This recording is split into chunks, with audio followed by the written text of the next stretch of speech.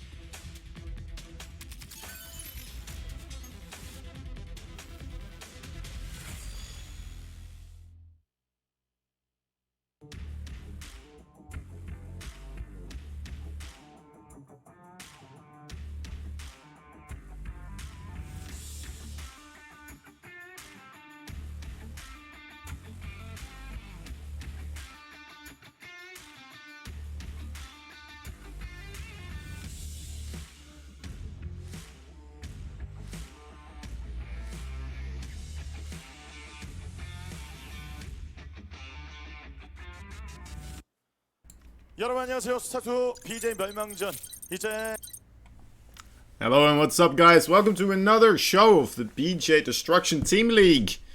This is day number, I have to say this correctly, day number 6. Yeah, I looked at it. No, wait, yeah, it is day number 6. Look at that, I had it right all along. Just had to believe in myself. Anyway, how are we all doing today? We are going to have some amazing matches between Jin Yo and woke up to this. Two of the, well, I mean, not the bottom tier teams, but they're pretty close to it. It's 1 on 0 points, which is Jin Yo.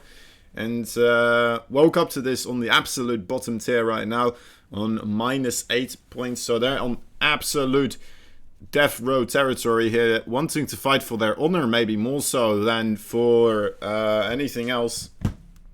And then afterwards, we will, of course, have Steamed Bun Bang versus, let me look this up, Patience, a one-man team. Which, as we all know now, is officially known as the Ragnarok one-man team, at least on this stream. Because he is the one who got them the all-kill at least one time.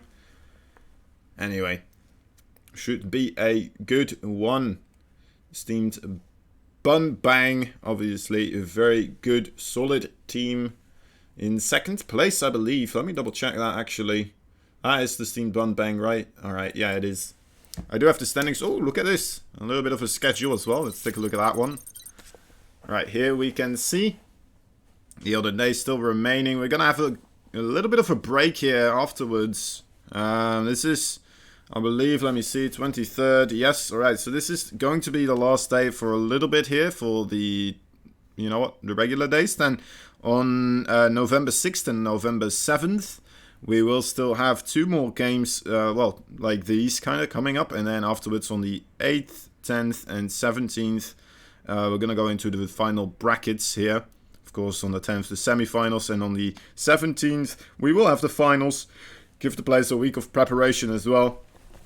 Give them some time to get all their cards in order and everything stacked up and lined up. Whatever they need to do. Here we have the team listing. Let me take a quick glance. Alright, so on top we have the Boo Sengai 2 crew. On second there we have, that's the Steam Bun Bang. And then afterwards there's Burn Park.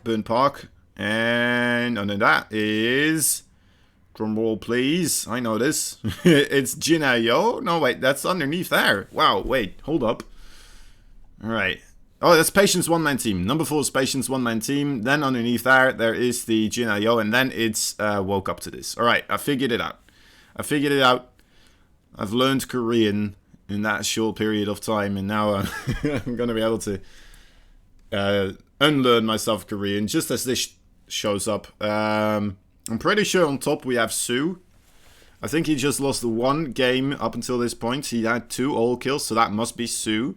Underneath there, it could be a couple of people. I'm seeing a lot of all kills here, guys. That is absolutely bonkers. That's already 5 all kills that did occur. I know DRG actually had an all kill, which is pretty cool to see. I believe DRG might be number 4 or maybe number 3 there, actually on the board. But yeah, that's a lot of Zerg actually right on top. Then, to be fair, we don't have that many Protoss players in the league. And Maru trying to catch up on 6th place there, I think. Pretty sure that is Maru. Or it might be Innovation, one of those. Alright, anyway, today we will be having Maru, Cure, and Creator fighting versus Trap, Bunny, and Alive. Going to be a beautiful couple of games right there. People already hoping for the Maru all kill, it seems. But you know what? You never know. You never know. Who knows? I'm not even sure if they'll send Maru out first. And maybe Creator or Cure will take a couple of maps too. That would be rather nice to see. Oh, music. Anyway. Gonna have to wait and see for what kind of players are gonna be sent out first. And it looks like we don't have to wait as long at all, guys. It's already starting. Here we go into the first game. Right. We have, in the top left side of the map, Creator, the blue Protoss versus the red Terran player. It's going to be Alive. Alive so far. Not having the best run in this tournament. I believe he's one of the bottom tier win rates right now. Which kind of makes sense to send him out first then, of course. I mean, not to be rude, but you don't want to have your final player be the player that hasn't been proving himself that much recently. Of course, he's still a extremely talented opponent, but in this tournament so far, in the Team League setting, he has not shown his true potential. Which is unfortunate, because he is fighting, of course, versus a very, very tough Protoss opponent in the form and shape of Creator right now. Alright, coming in with the quick scouts here. Alive foregoing the SCV scout earlier on. It's not that important to get it this early. You can go after the barracks as well if you want to. Although it is advised, of course, to go around that time. You can also wait for that Reaper to come out, but that's, you know what, it's a little bit more gambly, isn't it? You're just kind of hoping that your opponent doesn't do something too crazy on the opposite side of the map. Well, it will give you a very short amount of time to actually scout this. And it looks like he is actually going to wait for the Reaper here, so fair enough. I mean, it's not going to backfire too much. Creator basically doing very standard stuff here. Going for a Nexus, a quick Nexus, in combination with that Gateway Cybernetic Score opening. And into the double gas as well. So far, run-of-the-mill TVP. Except for Alive did not send a scout, of course. Other than that, pretty much regular. Pretty much how both these players probably envisioned the start of this game to go. Factory on the way, Reactor as well here for Alive. Creator is gonna go for the Stargate opening. Stargate opening not too bad against Terran, of course, especially if they do start making those Hellions here. We are also seeing already the Starport being added for Alive, so maybe he will be able to squeeze out some sort of air defense in the shape of either a Raven or a Viking if he does go for that one. But then again, with the Hellions, of course, I'm also expecting a Medevac to come out here. And maybe trying to get that Hellion into the main base. Also going for the Widowmine here, actually. Right, the Widowmine, better tool, of course, versus those flying units. And Creator's giving Alive a little bit extra time here. Because he is going to go for a Phoenix first. not going for any type of quick oracle. Oh, those two adepts here actually doing a lot of pain. Dealing a lot of pain here. Oh, reasonable mind, but still losing the Reaper as well. That's a lot of damage actually for a life to be taken. Already losing 2 Marines and a Reaper here.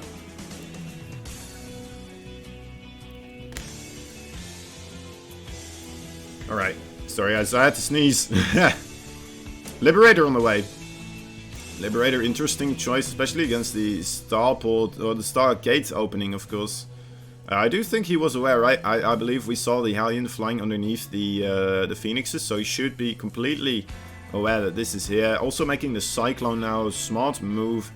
Oh, this is pretty cool, actually. The Adept Shade moving into the main base, forcing the lift up of the depot as the Phoenixes are running in. So that was actually something I don't see every day. But yeah, that worked out very well. It kind of forced the depot to be raised and the Marines to get stuck there. And then flying in with the Phoenixes, giving them a little bit of extra time there. But unfortunately for him, he did get hit by the Widow Mine, so couldn't really stick around to do a lot of damage there and benefit of that situation. But alright, I mean, things are stabilizing again. A Creator behind this. Looks like he is going to step away from the Phoenixes. He only went up to 4. Gonna go towards the robotics facility now. The robotics bay technology route. Also adding a couple of Forges. As Alive is trying his best to hide that little Liberator there in the top right side of the map. Have to wait to see how that is going to work out for him. It's very well hidden and it's just waiting for an opportunity. Might be a really long time before that actually gets the opportunity to do very much here. This is definitely an interesting opening from Creator. Just getting a couple of Phoenixes as to deny the early harassment potential from the Terran player. I mean, usually you see a lot of Protosses right now go for the Stalkers, right? Stalkers, and then with the Blink as well. Maybe these Phoenixes are actually kind of doing the same thing in a way, keeping his mineral patches free from Widowmine harassment or Liberator harassment. Medevac drops are going to be very difficult to execute in this situation, of course. Pretty much all of that stuff. Even Hellions running in, right? You can just lift them up in a sense and then you should be good too. It's definitely very cool opening here for Creator. I appreciate that he's not going into mass Phoenixes behind this. That would be potentially a little bit ridiculous, especially against a Terran player, of course. That is going up to this amount of Marines. Alright, there we go. The Phoenixes notices the Widow Mines running out of the ground here, back to the rest of the forces. And now coming in from behind, dealing a little bit of harassment, killing off, well, pretty much half of the Widow Mine population here. And, well, Alive is going to try his best to still get something done here. Only having 2 Widow Mines might be a little bit tricky, but he's also moving that Liberator finally into position here, into the main base, when he is distracting these Phoenixes in the middle of the map. That's a lot of SCVs pulled, actually. Alright, this has got to do a lot of damage. He does still have the Raven. The Raven can disable that Colossus. This Liberator is forcing units into the main base. So that is going to force Creator to kind of split up his forces here. At least not have any mining going on in the main base. Right, nice disable. So it keeps a lot of his SCVs alive. Those would absolutely be burned to shreds as quickly as those Colossus shoot 2 times. But it looks like that's a lot of damage here. We need to see these Marines and Marauders split out a little bit and try to get closer to those Colossus. But I'm not sure if this is good enough splitting and good enough micro from these Marines and Marauders. And it looks like a lot of them will go down, actually. Pretty much all of them. He did trade workers here a little bit, but still, there is the 3rd base for Creator available. So he's going to be able to replenish those workers a lot quicker than Alive will be able to. And I'm not sure if Alive is going to stick around in this game to find out how that is going to play out. He still is running in with a couple of Marauders here. I mean, look at this. 3 Marauders can do that much against Colossus. And, I mean, that is because, you know what, they're spread out. They are not clumped up together. And then coming in one by one. Well, not one by one, but you know what I mean. Groups of 1. Alright, there it is. GG is called. Alive tabbing out. He realizes that was not his game to win anymore. And, well, I don't blame him, honestly. It was a valiant effort. Unfortunately, he didn't manage to get on top of those Colossi in time. And, yeah, no, very unlucky there. We're gonna have to see what team member is gonna be sent out next by Woke Up to this. And, I feel like it might be Bunny. It might be Bunny. Sending out Bunny versus Creator here might be a good call. Then again, I mean, if you want, you can go for the PvP matchup as well, Trap. Very, very comfortable in the PvP matchup. But yeah, we'll have to wait and see kind of what will happen between those two, who they decide. I'm gonna guess Bunny. Just because I feel like they want to keep Trap behind in case Maru makes an appearance as well still in this series. And I would definitely want to try get Trap out against Maru. But then again, maybe you want Bunny against Maru. Just in a TVT matchup, that would be pretty good too, right? It's more... I think both options are pretty good, honestly. let's just keep it on that. Anyway, we're waiting for them to make that decision. Get the lobby hosted as well. And then we will be going into the next game. Anytime now. Alive, trying to stay alive here. Yes, he is. You don't need to take the worker with the army, I think. Well, I mean, it definitely worked out against like the Zealots and the other kind of gateway army composition, right? It just afterwards it became very difficult against the Colossi. I think the SCVs were an alright call, just because it was kind of an all-in. And yeah, especially with the Raven energy up there as well, the disables, they worked out very well, so I don't think it was a bad call, honestly, like, you know, it almost worked. It almost worked.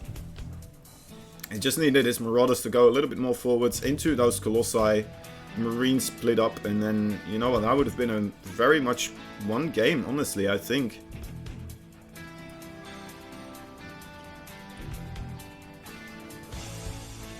It was a close call. Nonetheless. Alright. Let's take a look at what will happen next. These players, I'm sure the Korean casters know what is happening more so than I am. They don't look too enthusiastic about that one, honestly. They're not all that hyped up, but yeah. Yeah, exactly. Losing the Widowmines wasn't the best either for him. It was very unfortunate. I mean, yeah, like, he had 4 Widowmines and it instantly became 2 Widowmines. Like, that is absolutely devastating. Alright, here we go. Into the next one. There it is. It is Trap, actually. The PvP matchup is what we're going to be seeing here. And it's a good call, I'd say. Trap, a very, very good PvP player. And he's still fighting against Creator, of course. Creator here in the bottom right side in the blue colors as the barcode, and Trap as well as the other barcode. All these Korean players are fighting as barcodes these days, apparently. I know Innovation does it as well, and they all kind of show up to like tournaments too in the barcode jersey. But luckily our Korean production is completely aware of this, and they already prepped up nice little overlays there so that we actually do see their names. So props to that Korean production value. Okay, both players going for very similar openings here. Double gas, double gateway. Very normal things to do in PvP these days, of course. If you don't open up with the double gateway, you're just going to get overrun ultimately by the first couple of gateway units, and it's going to snowball afterwards. And then you will not be in a position to win the fight anymore.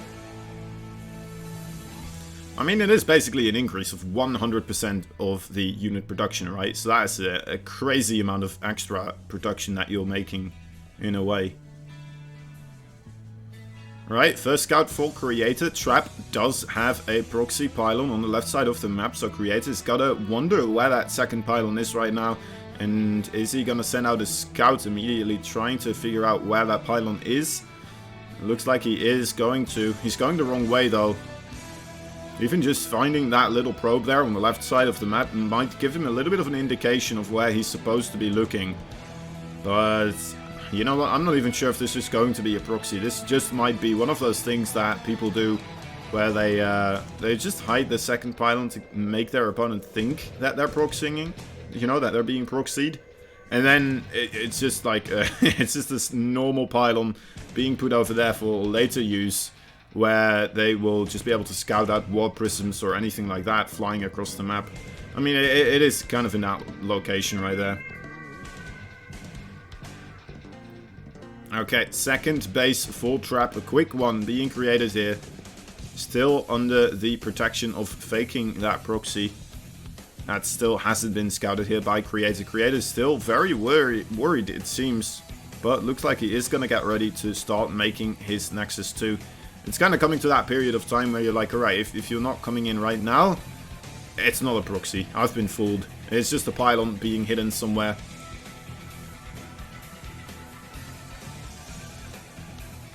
Okay. Robotics facility for both players now being created a little bit earlier for Creator, of course, so because he didn't go for the Nexus first. Is going to go for that Immortal, which is on the way for Stalkers with a shield battery here. Should be more than enough to deal with the little bit of aggression coming in of Trap. 2 Adepts though, still a potential threat as always. As if they do come in here, he will be able to one-shot those lovely probesies, of course. Trap aware now, of course, that Creator doesn't have his natural base, so he's going to run backwards here towards the defensive position. Maybe even add a couple of shield batteries. Yeah, there it is. Okay, so he knows now that he has his Nexus way before Creator, and that's going to give him quite a boost of confidence here, as long as he is aware of what Creator is doing and what is moving his way towards, you know, Trap side of the map. And he should be okay with this, actually. He should be absolutely comfortable and should be able to hold off anything. Now, if he is going to hold off anything, of course, it would be very nice for him to see what is actually coming his way. He does see the robotics facility. He's unaware, though, of course, about the Warp Prism with the 2 sentries and the Immortal. A little bit of a laggy there on the feed. Excuse me, guys. I'm not sure what is happening here. Let's see if there's anything I can do to help resolve that. Oh. There's nothing, really. There's nothing I can do here. Right. Looks like we are still seeing everything.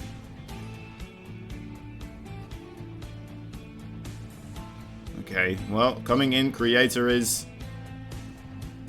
a couple of reasonable force shields, catching a couple of the units of Trap out of position here.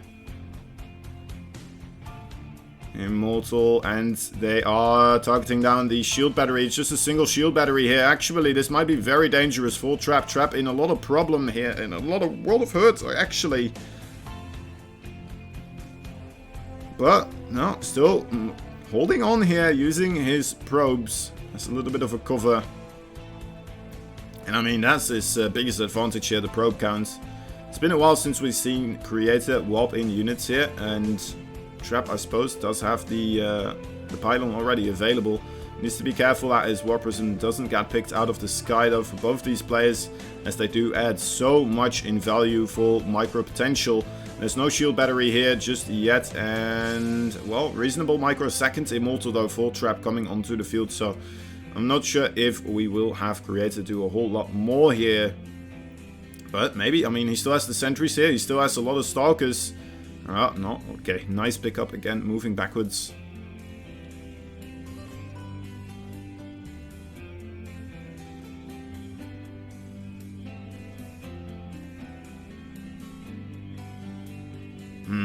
Okay, Disruptors are coming out here for Creator, and Trap is going for the Glaive upgrade here for the Adepts. Adepts are very strong units, of course, at killing those probes, so it looks like he's gonna try to do more harassment type of style, or like a really big 2-base all-in. Actually, with that amount of gateways, this is definitely a big 2-base all-in. It's a little bit late, honestly, already, kind of, for trying to do Adept Harassment, of course. But he is going to be met by those Disruptor Balls, of course. Disruptor Balls are going to be, well, rather difficult to defend against with the Adepts, of course. Adept Shades aren't very much instant as Blink Stalkers are, for example. Or Zealots kind of helping out when they are charging in, of course. Much harder to hit, but those Adepts might be easier to hit overall. And in come the Disruptor Balls, shooting down a lot of the army here for Trap. Beautiful connections. Now he's just gonna sit here until those Disruptor Balls are ready to go again. Those two Immortals of Trap are so incredibly brave, trying to get any form of damage done here. Trying to target down those Disruptors. Needs to get something working for him in his favor. This is going to be very difficult already. Nice pre-split on those Adepts. Wait, did he lose one of the Disruptors? I think he may have. Or it's either that or it's in the War Prism. No, it's in the War Prism. Alright, in we go. One more fight here. This could be the end of things. Disruptor connections weren't as good as the previous time. Oh my god, never mind. Killing of two of the Immortals here, the two remaining Immortals, and that must be it with this amount of Stalkers. GG is called. Alright, just quickly flowing back into favor there for Creator. Well done indeed. Very, very well played. Disruptors as lethal as ever in the PvP matchup, as they are in pretty much all the matchups, honestly. You know what? I like it more. I like the big Disruptor Balls. It's just one of those things where it's like it can turn on a switch so quickly. It's even cooler when you see both Protoss go for them, of course. But unfortunately, they're Trap going for the Mass Gateway Adept style, and not the greatest when you're fighting against big AoE balls of destruction. As the name implies from the Destruction Team League. So, yeah, I mean, it's a difficult one. Now, that does mean that we will be having the next game. And that will be Bunny, wouldn't it? Yeah, it has to be. It has to be Bunny this time. What will Bunny do? The Terran having to reverse all kill here, because Creator has just been on an absolute tear. We'll have to wait and see, guys.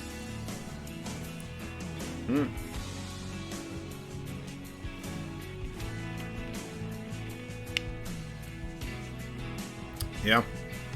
Yeah, it was a nice play indeed. I agree with you. Honestly, I was a little bit worried too that his natural was so late. But honestly, I think there was a mistake as well from Trap in that situation. Or at least maybe just a misreading of the situation. Where he thought maybe Creator would try to play more defensively after that. But yeah, just going for the Mass Gateway with the Adepts there.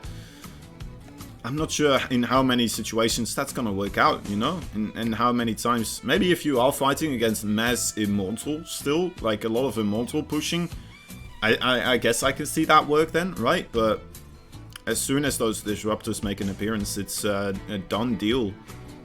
Feels like, to me anyway. Such a difficult situation to get yourself out of again. Now, Bunny might be prepping here, might be thinking about what he's gonna do. Woke up to this, desperately do need a win here. That would be absolutely lovely. I'm not even sure. They actually had one match won so far, out of 10. So, well, I guess that's 12 now. Can they make 2 wins out of 13 games? That would be rather good. As this already updated. I don't think so. It's an odd amount of games. Guess it's possible. Anyway. Anyhow. Alright, here we go. Finally, starting up the next game. No more waiting. No more random jibber jabber from me. Alright, we have the red Terran player here on the 10 o'clock location. It is Bunny. And he's fighting off against the blue Protoss, who is on his way to make a all kill happen here in the first series of today. It is Creator.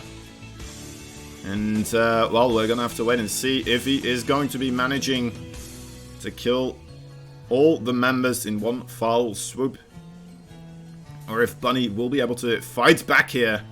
And then potentially also go through Kyo and Maru as well. I feel like maybe Bunny has been practicing TVT a little bit more so because they didn't send him out against Creator in the first place. Well, you know what, they tried to send Trap out first, so I feel like they are more comfortable with Bunny's TVT than his TVP, potentially. But that is just me making random brain thoughts here, without anything else but just assumptions really to go on.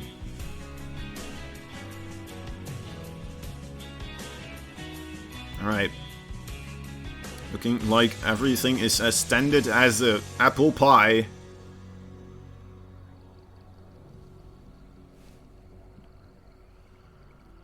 And both players again going for a quick expand here. As we saw in game number 1 as well, with Alive versus Creator. Now, Alive, of course, tried to do a very quick 2-base all-in with a lot of the boys being pulled as well. To help accompany those Marines and Marauders. So I'm very curious to see what Bunny will do. And how it will differentiate. To be fair, Alive, his opening did feel a little bit odd to begin with, right? He did go for that very quick Liberator and then kept it in that corner of the map for such a long time. Maybe that was just, you know, him trying to do a build that he practiced a lot and then realizing, wait, there's Phoenixes, this is not going to work out for me for a really long time. So already that was a little bit of a weird investment that, you know what, if you went for, I don't know, Widowmine drops or something like that, as opposed to that Liberator, maybe things would have worked out a little bit better, but I can see how it's a little bit more beneficial, potentially, right? Because if you do have that Liberator, and then instead of the Medevac, you can keep the Widowmines at home, and then you just have the singular airports, the starport unit that can already do harassment on its own. But yeah, it just gets shut down by those Phoenixes so incredibly well. Making it very difficult to do anything. Alright, Adept shading in. Does get blocked. Very nice. Always toying with me with these supply depots. Always waiting for the last moment. And I think this is also to like kind of give the Protoss player a little bit of a false hope. He is actually going to go in here. And then, you know what, as long as he tries to go in there, he's not going to go into the other mineral line, I suppose. So that is a little bit beneficial here. Alright, Oracle does get spotted by the Reaper in the middle of the map. Second Oracle on the way by Creator. So again, we are seeing the Stargate opening from him. But this time, not going into the Phoenixes. He's just going to go straight into those lethal little Oracle boys. As the Reaper is trying to do harassment of his own. There's not a lot of stuff here, actually. The Adept still across the map, but Oracle being forced to use that beam to blow up the Reaper. A third Oracle on the way here, guys. That is a lot of Oracles that we are seeing. And already a third base here for Creator as well. Now, Bunny, usually you do still see the Terran trying to go for a 2-base attack. Just kind of a timing attack, especially if you aren't seeing the command center being constructed up till this point. So I am kind of expecting something to come out, but I'm not quite sure what that will be. You do definitely want to have some sort of either Widow Mines or Siege Tanks to accompany that Bioforce. But there's not that much being created here. Also going for the armor upgrade actually is Bunny instead of the weapons upgrade. That's another thing you don't see that much. Of course, armor upgrade doesn't work against the Oracles as far as I'm aware, because it is a spell ability. Am I going crazy? Is that even true?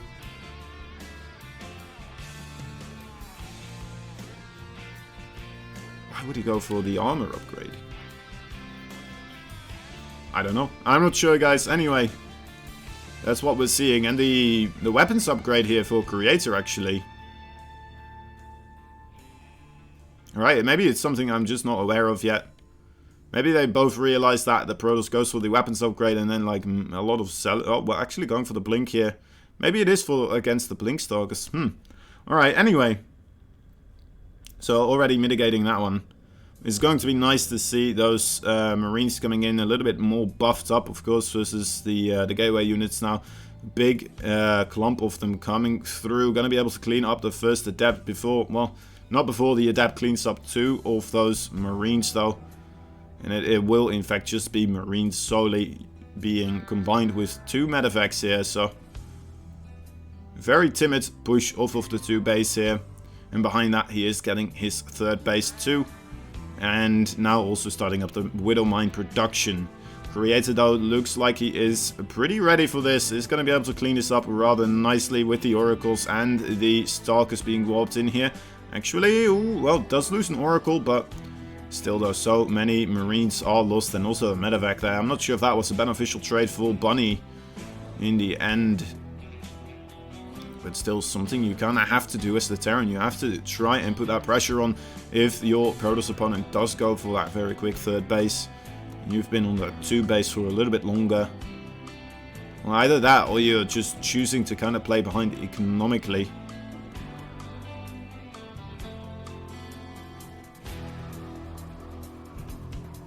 Okay, 3 medevacs now. Gonna try the same thing once again.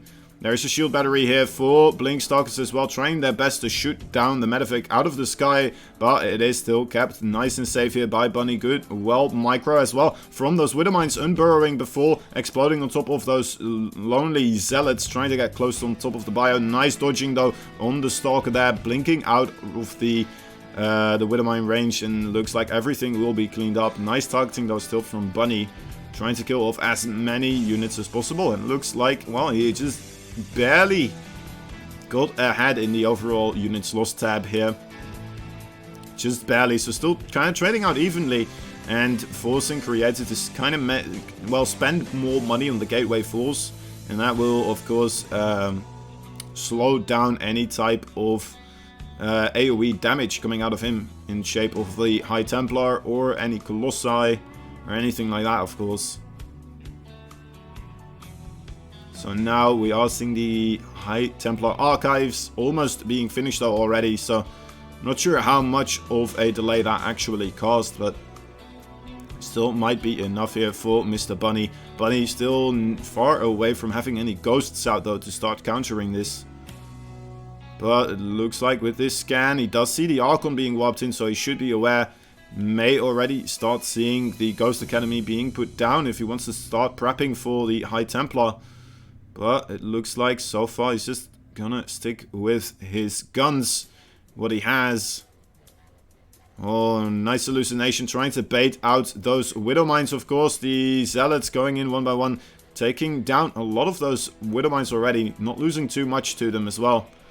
Nicely micro there by Creator, as Bunny is forced to retreat here. Nice blink as well, right underneath that medevac. Taking and more losses here is Bunny. Can he still hold on though? Storm on the way. Almost finished up, but I'm not sure how many High Templar are actually out on the map ready to use the Storm.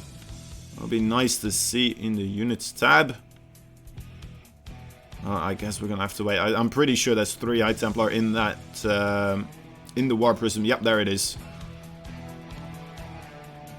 Okay, but still no Ghost Academy as far as I'm aware being constructed here by Bunny.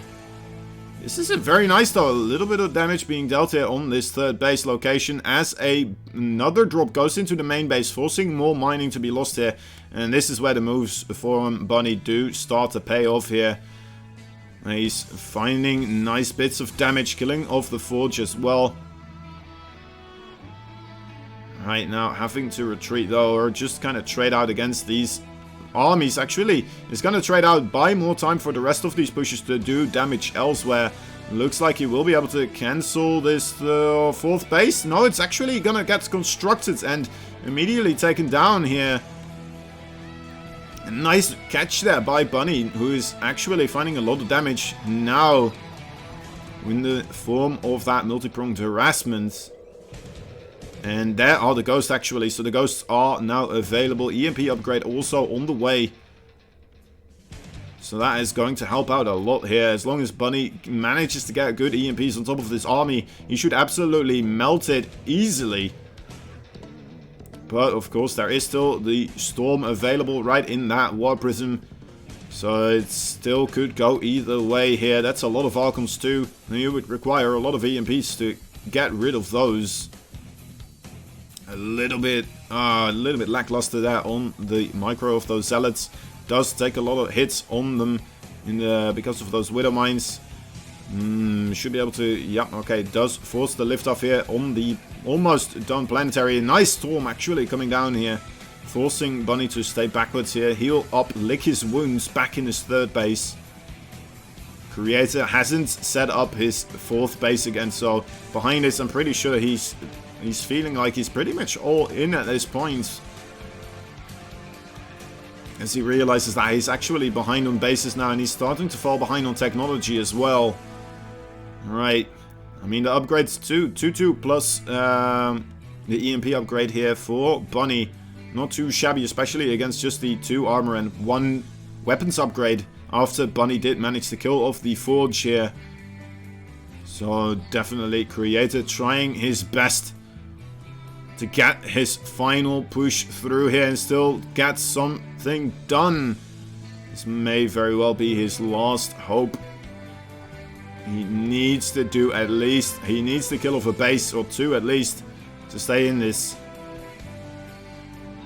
As Bunny now is getting his 3-3 upgrades. They're about to be completed as well. This is going to be an absolutely devastating time for Creator. As soon as those finish, there's going to be so much extra damage being dealt here by those Marines and Marauders. And big EMPs actually hitting the Archons here, forcing them backwards. But a Storm as well, hitting a big nice clump of those Marines. Where's the rest of the army of Creator? They're kind of split up now. I'm not quite sure where they're going. Alright, there is the rest. And now coming through, trying his best to clean up this Bioforce. And it looks like it may be enough here for Creator. Creator moving in, coming in with a lethal blow, a lethal amount of Zealots, but oh boy, more Widow Mines joining into the fray. The Archons also a little bit stuck in between those Stalkers, not managing to land good shots here on the Bioforce.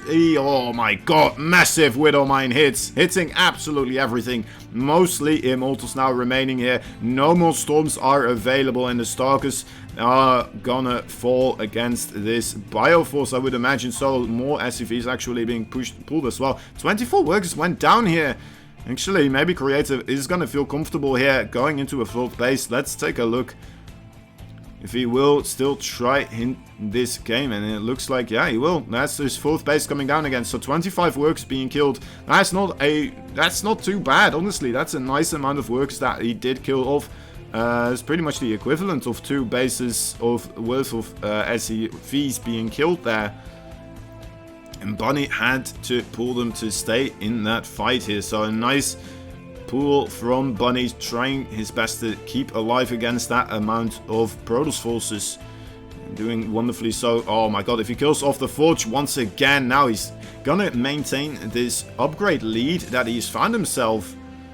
Absolutely wonderful stuff here. Can he still get out of here as well? I'm not quite sure. Oh my god, the Immortals and Archons are not able to move past this point here. The buildings for Creator are blocking them, and they're stuck here. So Creator actually having that backfire a little bit here. Only the Stalkers were managing to truly engage that force, and that the force was happy to trade out against just pure Stalkers, because there were a lot of Marauders in that one.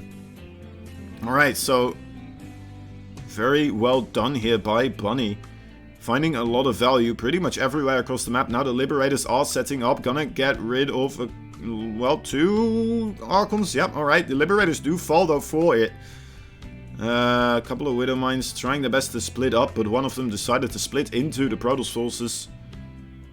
Okay, can Bunny hold on here? He needs to be careful. There's still 1 Storm remaining, but a beautiful EMP hitting both those Archons. And now being forced to make an Archon here. Did I say Archons? I meant High Templar, and here we go. Alright, I mean, this might be it. This might be the final push that Bunny needed to do. Killing off all the forces here for Creator. GG is called. Bunny taking it back. Alright, ooh. Ooh, hoo, hoo, hoo. That was a rough one. That was really close.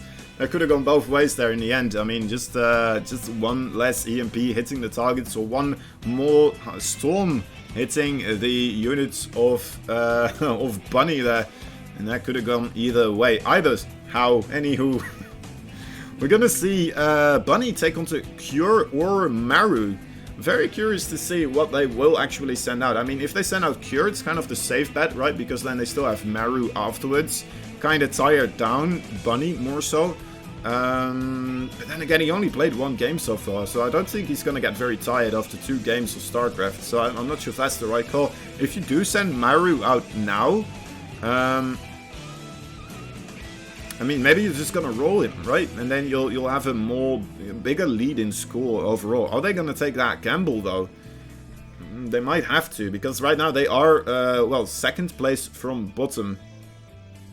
Which is is that 3rd place from bottom? Or maybe that's supposed to be 3rd place from bottom. Either way, they only have Patience 1-man team and woke up to this underneath them. So, I mean, we'll have to wait and see, honestly. I would hope Maru is gonna make his appearance here. I always like seeing Maru play. No offense to Cure, of course, but I mean, you just gotta say Maru is a different caliber of player, honestly. Okay, let us wait for the next game. We're just gonna have to stop trying to guess, because you know what? I'm sure people already know.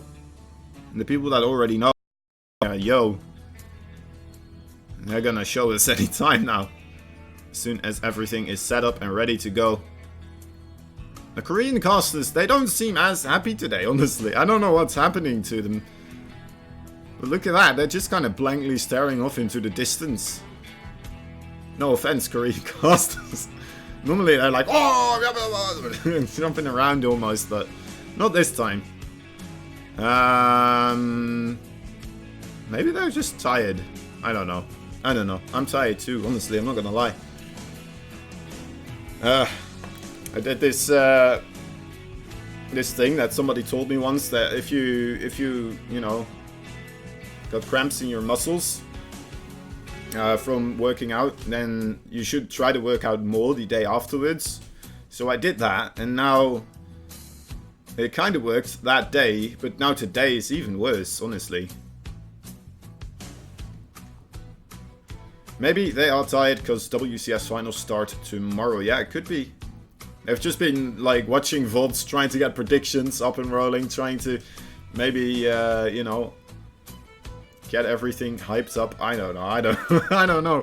Either way, we're just gonna wait and see for what will happen in the next one. Guys, come on. I'm ready for this one. Bunny versus Maru. I want to see it. Come on. I just... yep. Okay, there we go. Okay, into the game. It's okay. Well, I mean, okay, it's still TVT. It doesn't matter.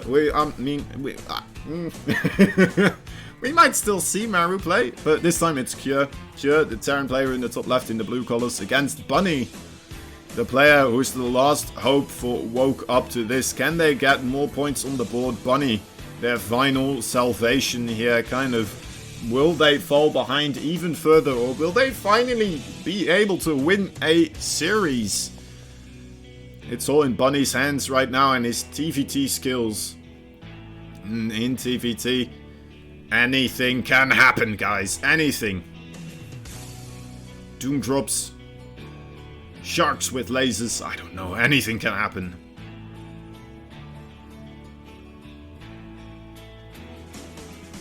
Just looking now, trying to figure out what they're doing. Okay, it looks like Cure actually is going to scout. Just the scout, boys. Both of them going for his scout.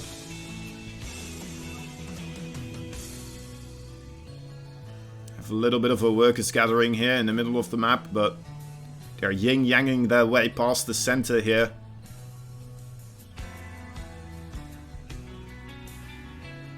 And the perfect balance continues. Both these players actually gonna go for the single gas opening here and into a quick expansion. And whenever I do this, I die to 2 Reapers and a Hellion, but they are not me. They are a lot better than me, of course. Both of them realizing what's happening here, trying to block off as long as possible. A little slight advantage here to Bunny for trying to put his command center down first. But then again, he still has to lift it, right? So maybe it's equal after all, because Kjør does not have to lift up his building afterwards. So maybe actually, I mean, it's not really anything of an advantage. Honestly, I have to be honest here. I'm not going to be able to see that be a big advantage. Right, both these players now trying a little bit of harassment here, using those Reapers. Kjør is going to potentially lose this SCV though, as long as he, you know what, he still has a chance to kill off this Reaper. Oh, okay, well. That was only 2 shots, I'm not sure if that was going to work out. The thing is, if you get the Reaper to shoot the SCV, and then you get a shot on the Reaper, of course you win the Reaper versus Reaper, but there was another Marine behind there as well, so it was very difficult for Kjør to start microing against this. Alright, 2 Reapers will be able to actually... Oh, that's very nice, being able to cancel the production here for a little bit. Now the Reapers are in trouble though. Nicely placed mine there by Bunny, I have to say. Very, very well done. Immediately using that mine at the right location as well, reading his opponent's movement. As soon as he jumped up there, one of the Reapers was blown down to the low ground again, and the other one was blown into the base and easily picked off there. Now a single Hellion and a Reaper looking rather dangerous. Ooh, nice mine, actually blowing them the wrong way. Maybe we should avoid things like blowing or that type of wording in the Team League. That is called the BJ Destruction Team League. Alright, anyway. Cyclone on the way. And a 3rd base for Kjør. And Ravens. Ravens on the way too. Ravens absolutely amazing in the TVT matchup, of course.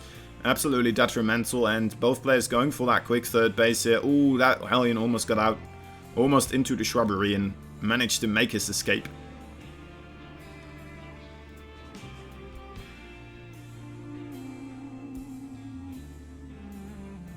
Cyclone here. Nice catch actually there. Ooh, almost getting that one.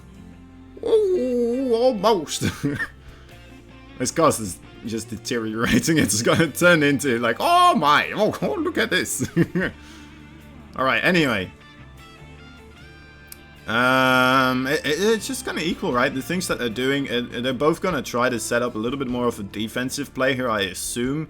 I mean, the Raven you can try to use as harassment, but then again, you don't really have any energy left for either defensive purposes or offensive purposes later on, because you won't be able to use that interference matrix against your opponent's siege tanks. Which is, you know, the probably the best way to use your Raven in the TVT matchup. Okay. 3rd base here. We're seeing a lot of surface area for people to attack into. And it is always difficult, right, on this map, Ephemeron, to kind of realize where your opponent is pushing into. Either he's going to try to wedge his way in between your 3rd and your natural, or he's gonna just straight up attack that 3rd base. Now, if he does attack straight up the 3rd base, you're gonna have to rotate your forces from the middle there, and that's gonna open up your other natural base kind of for dropping, or drops. It's, you know what, it's an interesting map overall. You definitely have to rotate your forces in the exact right way here, especially in the TVT matchup, because it's so much about positional play. And if you get caught out of position just for a short amount of time, it could backfire immediately and throw you out of the game pretty much instantly. Alright, scanning, going down, seeing the opponent's base. I'm not sure what he saw exactly, but I'm sure he's able to make something out of those 3 barracks, a factory and a starport. I guess he sees that it's not mech play, right? I suppose that's the big tell here. And Bunny, on the other hand, he's actually going for the mech play. We're not seeing any bio upgrades whatsoever, so very interesting here. Just mostly going for siege tanks and Vikings combined with the mineral dump Hellions here. Or maybe actually Hellbats even. Which is overall the more beefy kind of style, right? But you're less mobile. This is probably one of my more favorite TVT matchups, honestly. The mech versus the bio style. And then you know what, I always have a sneaky personal preference for the bio. In this case, though, that would mean that Cure does win the series. So you know what? I mean, let's just hope Bunny still takes this one, and then we will get to see Maru play as well, which is what we're all hoping for in the end, right? More StarCraft 2. Doesn't really matter who plays, as long as we get 6 or 5 matches in total. +1/+1 now finishing up for Cure here, as these Hellions are trying their best here. Clear up a way, maybe find themselves an open mineral line here, but well scouted there by Cure in the form of that supply depot and a marine there already as well. Gonna be able to force those Hellions backwards. Now those Hellions, there were only 2 Hellions, so maybe that didn't indicate too much of a mech play, but I mean, Cure is going for a very quick 4th base here as well. So, you know what? I feel like Cure is aware that there is mech play going on because of this. It's probably the right response. Try to expand as much as possible, just because the mech player is not going to be able to truly punish you, because, you know what? You're just more mobile. As long as you're aware of where your opponent is going, you should be able to do guerrilla attacks against his forces as soon as they, you know, unsiege and try to move forwards. And you should have the upper hand in those fights. But ultimately, of course, it's gonna come down to having that vision across the map. And as we are seeing Bunny beautifully spreading out units across the map here, and Cure not so much actually, not really completely aware. I mean, there could be a big ball of siege tanks just pushing towards that 4th base location, but so far nothing like that is happening. A couple of Hellions as well, of course. Only a single radar tower so far coming out from Bunny here. And Cure's pushing into the left side. Bunny is completely aware. Of course, he has to be aware with this immobile army. He has to be in a good position before the fight actually starts, or else that could be his downfall as well. Alright, the radar tower seeing the forces being rotated up to the top right now. And this is just kind of forcing Bunny to move his siege tanks back and forth here. Actually, it looks like he has more than enough siege tanks to cover both locations so far. Just kind of keeping a big clump of siege tanks. Oh, my dear lord. Alright, he's coming in. He was not aware of this one coming in through, I suppose. Interesting. 2 disabling interference matrices going off on those Vikings here. And that may actually turn the... no, actually, no, never mind. It was a good effort, honestly. I like that. Trying to get the Viking versus Viking war into his favor that way. Instead of using his Raven on top of the siege tanks. There's so many siege tanks anyway, it wouldn't do too much. But if you do manage to get the air advantage, and then afterwards go for the Liberators as well, add those in, as we are seeing. The Liberator upgrade is on the way. That's going to be a big deal. Normally, in this type of game, you do want to see the bio player transition into a Sky Terran play. At least that's what I've learned from players that are way better than me. It's kind of the goal from this situation. And we are kind of seeing that, right? Liberators and Vikings just slowly being created. No more bio, but we are still seeing actually +3/+3 being on the production tab here for the bio forces. So he is still adding more Marauders into the mix as well. Marauders beefy enough to kind of stay alive through a lot of the tank aggression coming out of Bunny here. Of course, very, very lethal at killing buildings off, such as planetary fortresses. Alright, trying his best to come in here. Is he going to be able to clean up both tanks and the planetary fortress as well before the rest of the forces of Bunny arrive? It looks like he will be able to. A nice little attack coming through. Cure dealing good damage here, and also, oh, Bunny striking back with just a mere amount of 4 Hellions here. Going to be able to position himself potentially behind this mineral line and deal quite a bit of damage. Killing off 2 works already. He's not going to be able to clean up the base, but maybe he will kill off more SCVs. Oh, okay, no, never mind. A quick maneuvering here from Cure. His bio forces already there and helping out the situation, remedying the fire being spread there. Alright, that is a lot of air army though from Kjør. That's a lot of Liberators. They are going to be able to siege up right on top of those siege tanks. I'm not sure if he has enough Vikings though to keep them safe here. That doesn't look like it is enough. That is 14 Vikings versus 7. And the Liberators are actually going to fall after this as well. And that's going to put Bunny in an absolutely amazing position here. He's going to feel more than comfortable to start moving out. He did lose 11 more workers here somehow. I think that was on the left side of the base with the bio forces of Kjør pushing in there. Okay, now 2 ginormous radar towers are being constructed for Bunny here on the bottom. Have been constructed here.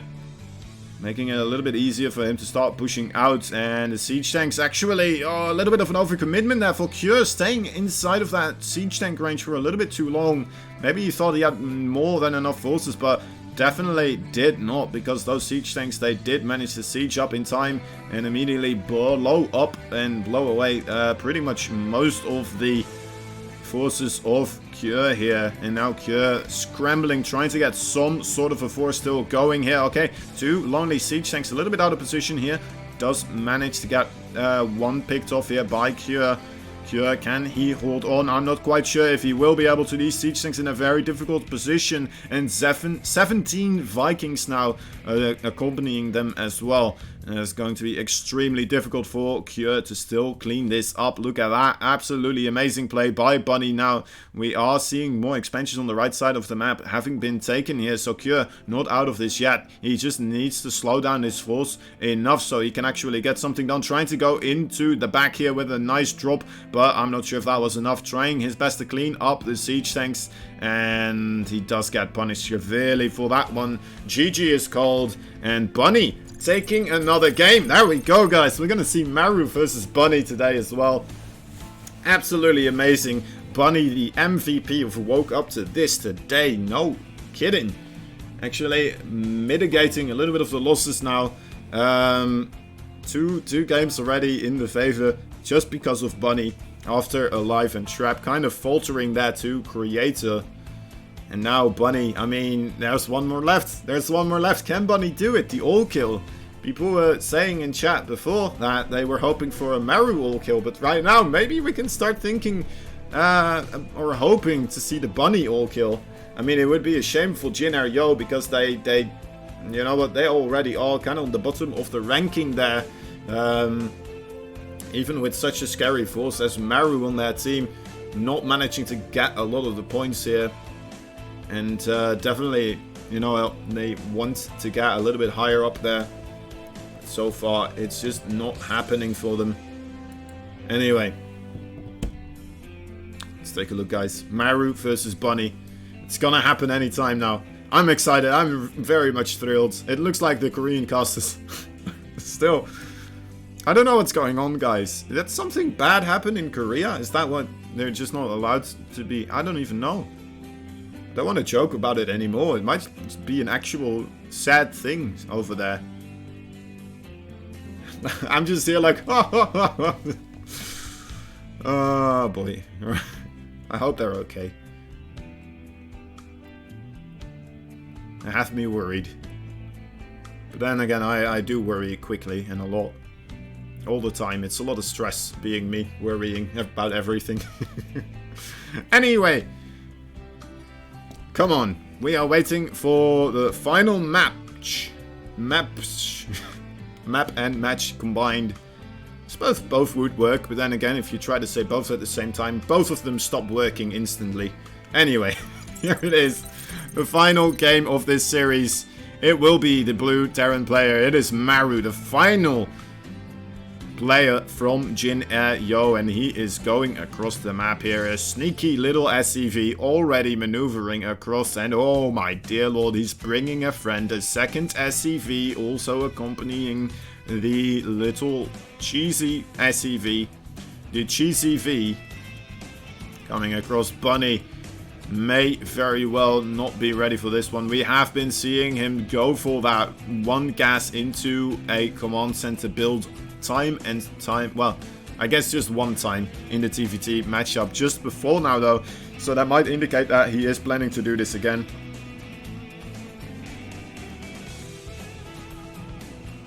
It doesn't matter. It looks like that is in fact his exact plan. And oh my dear lord, he's looking for proxies here. He knows who he's up against. It's Maru. Everyone knows Maru loves the proxy. That is his bread and butter. And it looks like this SCV is going to be able to scout this out. But one barracks is definitely going to get completed. Can he get that SCV on the other SCV? Oh my god. Maru, how are you able to manipulate the RNG for these SCVs to go in between those other barracks? Can he do it again? Oh boy. Okay, the other SCV will be able to protect his buddy here. And those barracks will definitely be completed. Now, 2 barracks gonna be pumping out Reapers here. But luckily for Bunny, of course, he did see what is going on. So he's gonna be able to put down bunkers and help out his own single barracks producing Reapers this way. And kind of mitigate the damage, hopefully. He's making 2 bunkers. One at the Reaper ramp and one at the main ramp. And hopefully he will have enough stuff here to keep himself safe. Maru, it's not the biggest investment, of course, just a double racks here. Okay, the bunker is completed. Reaper is going in here. Will Maru read the situation and try to go on the different ramp? He's actually waiting for the other Reapers to join in as well. Gonna go in with 3 Reapers at the same time. I'm guessing here. Oh, no, 2 is enough. 2 is enough for Maru. Coming in here. Oh, that nade there wasn't the greatest. Not being able to... Oh, my dear lord. Maru maybe in a little bit of trouble here. Already losing to... No, just 1 Reaper here. Actually, yeah, he lost 1 Reaper. I'm able to count. Now, more Reapers are going to be constructed. Of course, he's not giving up on this yet. 2 Reapers plus 2. That would make 4 Reapers. If my Sesame Street taught me well. Okay, 3 Reapers now jumping through. Gonna run past that bunker. Alright, that's very nice. There's just a single Reaper and a single Marine right now available. Actually, a second Marine joining in the fray. The Hellion is about to finish up here for Bunny too. And the SCVs are starting to get poked at. How many can he kill? Still trying his best to kill off the enemy forces here in shape of those Hellions and other Reapers. Okay, he does manage to get most of the Marines. The Hellion, though, being completely surrounded here by the other SCVs. And that's going to be extremely difficult to take down. Alright, another nice nade from Maru, though. Maru still in... No, actually, second Hellion making an appearance. I'm gonna shut this down pretty much instantly. Okay, so Maru did get his second base behind this, but Bunny's second base is a lot quicker. Bunny, though, behind on SCVs in total, but ahead on the technology tree, I'm guessing here. At least I haven't really looked at Maru's base for a while, but I'm guessing he doesn't have a starport on the way. That's my guess here. He might have the... Okay, so he does have a factory already. He's also adding a 3rd command center. And it's going to use those, 4 Reapers here as kind of a covering fire here. To keep himself safe and see whether or not Bunny is moving across the map. Also, the bunkers actually having been salvaged. So Maru positioning himself next to this place here. He sees the Hellions moving out. So he's going to go in with the Reapers here. Killing off a single Marine and then just running out again. That's going to keep Bunny in his base. A very nicely used flying barracks there. Seeing everything that's going on. Noticing the movement of those... Oh my dear lord. Maru getting so much value out of this one barracks. Please land. There it is. Alright. You have fun, sir. You have fun with this one.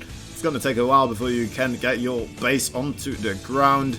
Because you're going to have to burn down a barracks using Hellions and, well, I guess 1 Cyclone as well. Oh my god, he's even delaying this more so. I don't know why he lifted that up, but it was a small difference anyway. Just kind of toying with his opponent's mind there, I suppose. Maybe mine too, throwing me off. Okay, did I see a 3rd command center being put down? Yes, alright, Bunny also going for the 3rd command center. Siege tanks and Ravens now in production here for Maru. Maru is going to stick to the bioplate. Seems adding more barracks here. As Bunny, is he going to go straight into the factory play again, the mech play here?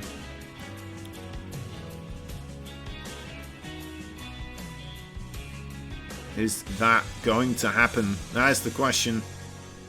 It looks like it might. Oh, well, we are still seeing Marines in production, but it's just a single barracks creating Marines here with the reactor. We're not seeing any Tech Lab making Stimpack, which is something you would already expect to see here. And Bunny still being a little bit mysterious.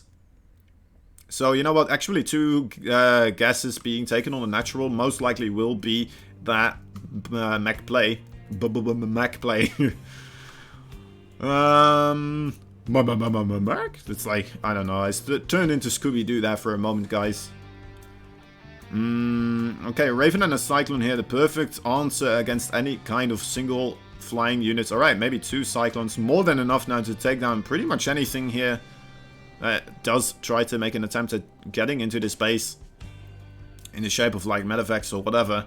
So Mary can just keep his siege tanks at the front door, keep that safe as well from just straight up pushes. Now the Reapers see this high in here, gonna be able to clean that one up. Blinding Bunny a little bit more so. Bunny probably not aware that this third base was so incredibly quick here, but it looks like he is going to move across the map with all his forces. Will he be able to get himself in a great position? He does have the 3 siege tanks actually. Maru as well, having quite a couple of siege tanks here, but oh, okay. I mean, Bunny, I'm not sure if he expected the third base to be on that position or if he's just hoping to siege up the main base from there. Both would be rather reasonable, as he does have those 2 medevacs coming in right now, gonna be helping to help these siege tanks into an even better position and get a couple of the Marines as well into the main base. Bunny looks like he did actually go for the bioplay. We are seeing Stimpack for both these players being constructed now. A nice disable on that Cyclone, keeping his siege tanks, or, well, I mean the medevac with the siege tanks safe here. Oh, this is a beautiful siege up by Bunny. Bunny putting the hurt onto Maru's base. Look at that. Maru completely out of position. His siege tanks are on his third base and are not going to be able to really deal with this situation very well without losing a lot of stuff here. 7 workers already going down. That is a devastating drop here from Bunny. And he still has the 2 Ravens here as well. Going to be able to mitigate any type of pushing coming out of Maru here. Maru's siege tanks just barely being saved after mis-microing it a little bit too far into the siege tank fire. Maybe just kind of testing the waters here now. Alright, the Vikings are able to force the vision away for Bunny. So might give Maru a little bit of an opportunity to move his siege tanks forwards. And alright, here he goes. A nice scan though coming in again. Oh, but that is a lot of forces from Maru. Will Maru be able to clean this up still? It looks like he will be able to. But at what cost? He lost 10 workers. His main base hasn't been mining for a long time. Bunny has his third base set up as well. Gonna be able to do nice little bit of economy, as we saw Bunny now for a while being ahead in that the mineral gathering. And also the gas gathering as well. Again, beautiful radar towers being set up here by Bunny. Wants to be completely aware of all the movement from Maru. And Maru playing on the edge, didn't put down any type of sensor towers. Now that push, I mean, he did lose quite a couple of tanks. He did lose a couple of his forces, but I'm not sure if it was enough that he lost there for Maru to immediately kill Bunny here. It could potentially be if Maru also gets himself in an amazing position, and it looks like he's just going to return the favor at the exact same position. But Bunny more aware than Maru was, so he's going to be able to set up a more appropriate defense against this. Maru, first of all, sieging up a little bit further away, killing off the sensor tower here. Actually, no. Is that going to be repaired? Is it? Oh, my dear lord. If that stays alive, that would be rather ridiculous, honestly. And Maru now moving backwards, realizing that Bunny was in position there, needs to rotate around, try to find an angle where he can actually get real damage done. Now, the scans for Bunny have been plentiful, but they are keeping him safe here as he realizes as quickly as he can in what way this army of Maru is rotating towards, and they're both just continuously scanning each other. They need to find the best position that they can. Position is absolutely everything right now. It looks like Bunny actually maybe going a little bit too far forwards here. Oh boy, but the interference matrices on the siege tanks of Maru are absolutely massive and forcing Maru backwards here. And Bunny looks like he will be able to hold on. Actually, a lot of Marines are being killed off there. But air dominance goes to Bunny, and Bunny also ahead in the siege tank count. Most of the advantage for Maru here is in the numbers of those Marines. So I mean, his maneuverability is key here. He needs to find somewhere and some way to rotate around where there's not that many siege tanks already sieged up. Meru. Alright, here it is. That is the moment. He's going in with all his medevacs. 3 siege tanks and a lot of marines into the main base. That is the maneuver. And Bunny actually finally being caught out of position here. Meru found himself in the liver of Bunny as he is killing off the production facilities here. Another nice interference matrix though from Bunny, being able to clean up most of this, actually setting up his siege tanks beautifully spread out here and killing off all the siege tanks from Maru, as he does have vision of that. Beautifully done there by Bunny, not taking as much damage as I thought he would. Alright, there are a lot of marines actually in the main base now for Meru as well. Beautiful drop coming through. 11 workers are being killed here. And he's going to get out as well, guys. That's absolutely great stuff from Bunny. Meru is trying to get his 4th base set up. It's turning into a planetary fortress, but it's not ready yet. Bunny is on the way over here. He might be able to take it down before it actually turns into a planetary. And yes, he does. Alright, forcing the lift up here.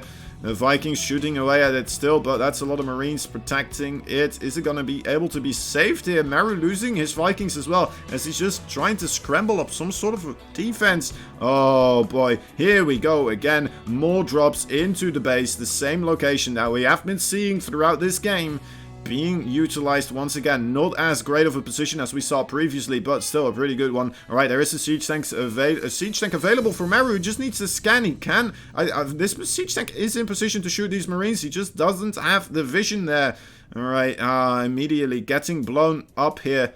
Bunny, once again, finding himself in this beautiful sieging position. They will be able to put Meru under a lot of pressure. Meru does still have his 4th base up and rolling. Well, not rolling. He still has it up and flying, I suppose. But, oh my dear lord, this is a very dangerous situation for Meru as more units are coming into that other expansion here. Another drop. I'm not sure if Meru has units here to really defend this. And, well, they are there. They are just a little bit out of position, so more SCVs are going to go down. Meru, a little bit of miss micro here. Very unusual for Meru, losing 7 more SCVs. As those marines were running the wrong way there.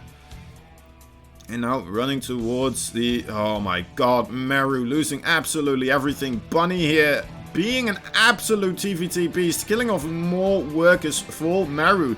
Although somehow, someway, Meru still 52 workers versus 57. The army supply is still slightly ahead for Meru, but that might change very quickly as the marines are stimming forwards here into a siege tank armada. But actually, no, Meru has enough of his marines. Look at that, he has more than enough to clean up the siege tanks. Alright, Meru now coming forwards, gonna come back at it again, moving towards Bunny's side of the map. Is he gonna go back to that location that we all know and love right now so much? He very well might. Actually, no, it looks like he's just gonna get the opportunity to siege up against this 4th base location for Bunny. Bunny not pulling away with his planetary fortress. He's gonna try to keep it up here. Is he gonna put the repair? No, alright, there's the lift of. Alright, so that is now out of position and gonna be delayed as Meru does have his, what is that, 11, well, maybe 10 o'clock location base set up and rolling. Look at that amount of siege tank, guys. That is an incredibly scary amount of siege tanks now. And so many marines too. Bunny may very well be on his last leg. Somehow, someway, Meru, his macro, was absolutely perfect here. And being able to pull through, even though taking so many losses in the form of those drops continuously. And losing so many workers. 15 workers are going down here for Bunny. Bunny does still have a siege tank ready to roll. And Meru actually pulling backwards again. He realizes that he has the 4th base gathering minerals for him. And he stopped Bunny from mining that for a long time. So he's going to feel comfortable. He has more production and he already kept up his side of the army or his side of the field. Even when he was slightly behind on economy. So right now, I mean, he must be feeling extremely happy about the situation, being ahead, and that's just gonna give him so much to work with. 10 siege tank versus 3 here. Meru also a 5th base on the way. That's absolutely bonkers. Somehow, some way, Meru looks like he is gonna be able to see this. Actually, How did he know? How did he? Oh my god. Alright, Bunny noticing this in time. Oh my god, Meru, an absolute oracle here. Meru in a beautiful position now. Oh wait, actually his 5th base is his main base. His main base is not mining anymore. That might be a good call for Bunny to do also. Oh dear. Oh god, this is gonna end absolutely horrible. This is it. GG is called. A massive surround. Meru out-positioning his opponent. Beautifully done there. Meru. Oh my god, he's so good. He is so good, guys. Jeez. How many works did he lose? Why was he still ahead on work account? How is that a thing? How is that allowed? Why? I mean, Jin-Eryo taking the series in the end, still managing to get the 1 point on the board here, 1 point extra. It might be enough for them to go up into the 3rd place ranking here, which would be rather nice. Of course, you want to be at least in the top 4 to kind of be into the semi-finals at least. We're going to have to wait and see whether they will be able to carry themselves through on into the next rounds. And of course, what is going to happen between Steamed Bun Bang and Patience one-man team? If Patience one-man team absolutely rolls over Steamed Bun Bang, you know what, it might not matter actually, and Jin-Eryo might still be out of the top 4. I'm not completely convinced actually. Let me see. So they're up to 1 right now. Steamed Bun Bang, if they lose with 2 points, that would put them down to... Is there a way... No, I'm not sure actually. I think Jin-Eryo did a really good job and secured themselves in the top 4 for now at least. Somebody do some maths for me. Figure it out. Anyway, that was a good round indeed. We're gonna have to wait and see what is gonna happen in these other games though. Of course, we still have great players such as Rogue, Innovation True, Ragnarok, Super and Patience sitting anxiously waiting to see if they get a go at these games today. And now we have already the next game loaded up. It's Super versus True, a ZVP extravaganza. Who will take the crown between these two teams? True representing the Steamed Bun Bang and Super representing Patience one-man team, or Ragnarok one-man team. Shouldn't it be Ragnarok's or Patience one-man team? I'm not even sure. I'm Dutch, guys. Don't expect me to be good at English, alright? Or maths, or anything, really. I'm just here to, you know, talk about other things. And just hype up things we see on the screen. Alright, we have the quick base coming out of True. Looks like Super will do the exact same thing. This Probe Scout is gonna realize that he's safe to do so. Getting his Nexus early on. Already saving up a nice bit of minerals there.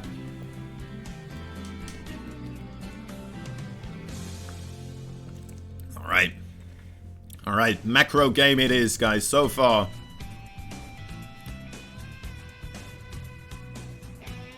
Let's wait and see what Super plan is. What is the Super plan?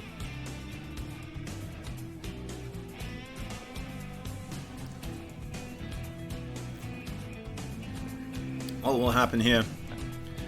The caster remembers me a bit loco. Wow, that's too nice. It's probably because I told you I'm Dutch, but you know what? Who knows? It could be. He doesn't even know who I am. Anyhow, True and Super both ramping up that production right here. 3rd base for True. Super, actually, he's going for the robotics facility here.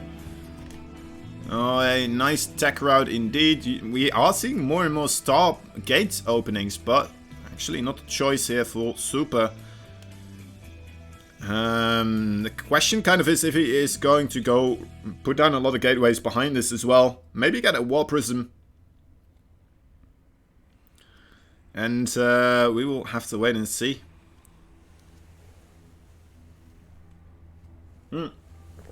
Overlord speed on the way though. It's going to allow True to see what is happening in the base of Super, of course, very nicely, and should be more than aware if Super is going to put down more gateways here and pretty much count them on his toes and hands, whatever he wants. War Prism, first of all, going to get constructed here. Still just looking at that production tab for both these players to kind of reveal more so what their intentions will be. I guess True is also kind of waiting to see what Super is doing so he can start responding to that, of course, but... Alright, there's the Overlord speed. And that was funny. The Overlord actually just kind of trying to ramp up his speed as if he has a very slow startup and then slowly getting in there. Alright, so Forge coming out first. The Stalker getting a little bit duped there into a different location, and the Overlord still trying his best to run away here. Look at that clicking going on. True really doesn't want to lose the Overlord, but the War Prism is there to accompany the Stalker and the Sentry. And there they go. Do manage to take that one down. True still rampantly droning up here in his own base. +1 on the way for Super. More Immortals being created. Second Overlord flying in. Hello, let me have a look at what you're doing, please. Yep, that is just another Forge. And another Overlord is going to bite the dust here. As Super still has 600 minerals saved up. Now, I'm feeling a big gateway explosion coming up, guys. 2 gateways coming down. More gateways. 4 gateways coming down. As that second Overlord tried his best to see what's going on, but not being able to do so. Alright, 5 gateways now. Oh, 7 gateways. 7 gateways. Mental amounts. Roach Warren is being constructed as well. It looks like True will not be droning up anymore, as he shouldn't. He's going to try to assemble as much of a force as he can. Still might be a little bit tricky, of course, against this amount of gateways and the Immortals there. There's only one Immortal there, actually, on that side of the map. I'm kind of curious why the other Immortal isn't being moved across as well in combination with those sentries. Probably because he still is trying to give the idea that he's going to go for that third base ultimately. So he's going to maneuver towards that third base here. Trying to give the sense of him taking that third base probably towards this Overlord and then starting to move across the map here. We're going to have to wait and see if True is actually falling for this. No, I'm not sure if he is. He's making a lot of Overlords, clearing up a lot of supply for him to start massing out Roaches. And actually a lot of Links are being constructed here. Links really good against the Immortals, of course, but not that great against the Sentries. Alright, Ravagers joining in as well right now. It's what you need against those, so... Very nice army composition actually being constructed here for True. It's gonna come down to Micro. How well do the Biles land? How well are the force fields being utilized here? Beautiful ones right here already. Killing off quite a couple of those... the Zerglings, that's the word. Losing my ability to speak as we continue onwards. More drones are going down here as they are being pulled. The Queen's a little bit... clustered up here, not allowing a lot of the drones to get on top of the army units of Super. Super is all in here, guys. He needs to kill off a base, maybe 2 at least. That is what he needs to do here. It's really difficult for him to go back and macro behind this, of course, without a third base of his own. It's definitely looking like he will be able to clean up this third base, but still, there's so much Zerg available. I'm not sure if it's going to be enough here. Oh, the Immortals nicely being microed by the War Prism. Oh my god, it's going both ways. Is this... Oh, I love these Overlords actually making it very difficult for the War Prism to being microed and catch those Immortals. I don't know if you guys ever saw that, but that was really cool to see all the Overlords just being clumped up and making it incredibly difficult for Super to micro against this. He has to get this hatchery. Okay, the hatchery does fall, but overall, I mean, True... I mean, that was still a very solid defense overall. It's just a shame that he did lose his third base. But overall, I mean, Super invested so much into that attack. I don't think it is devastating amounts of damage. It kind of equalizes everything again for these two players. Super now in the... You know what? The ball is on his side of the field. He needs to figure out what he's planning to do with this. Is he going to add a Twilight Council? Is he going to go for charge slots after this? What is the plan here? get +2 as well? Or is it just going to throw down that third base? Okay, Adepts being warped in. Probably the right call. Gonna try to do a little bit more economic damage here. He did kill off quite a couple of drones. He did kill off the third base, so you know what? This could still go either way, but I mean, if those queens kill off war prisms like that, then it's most likely to go True's way.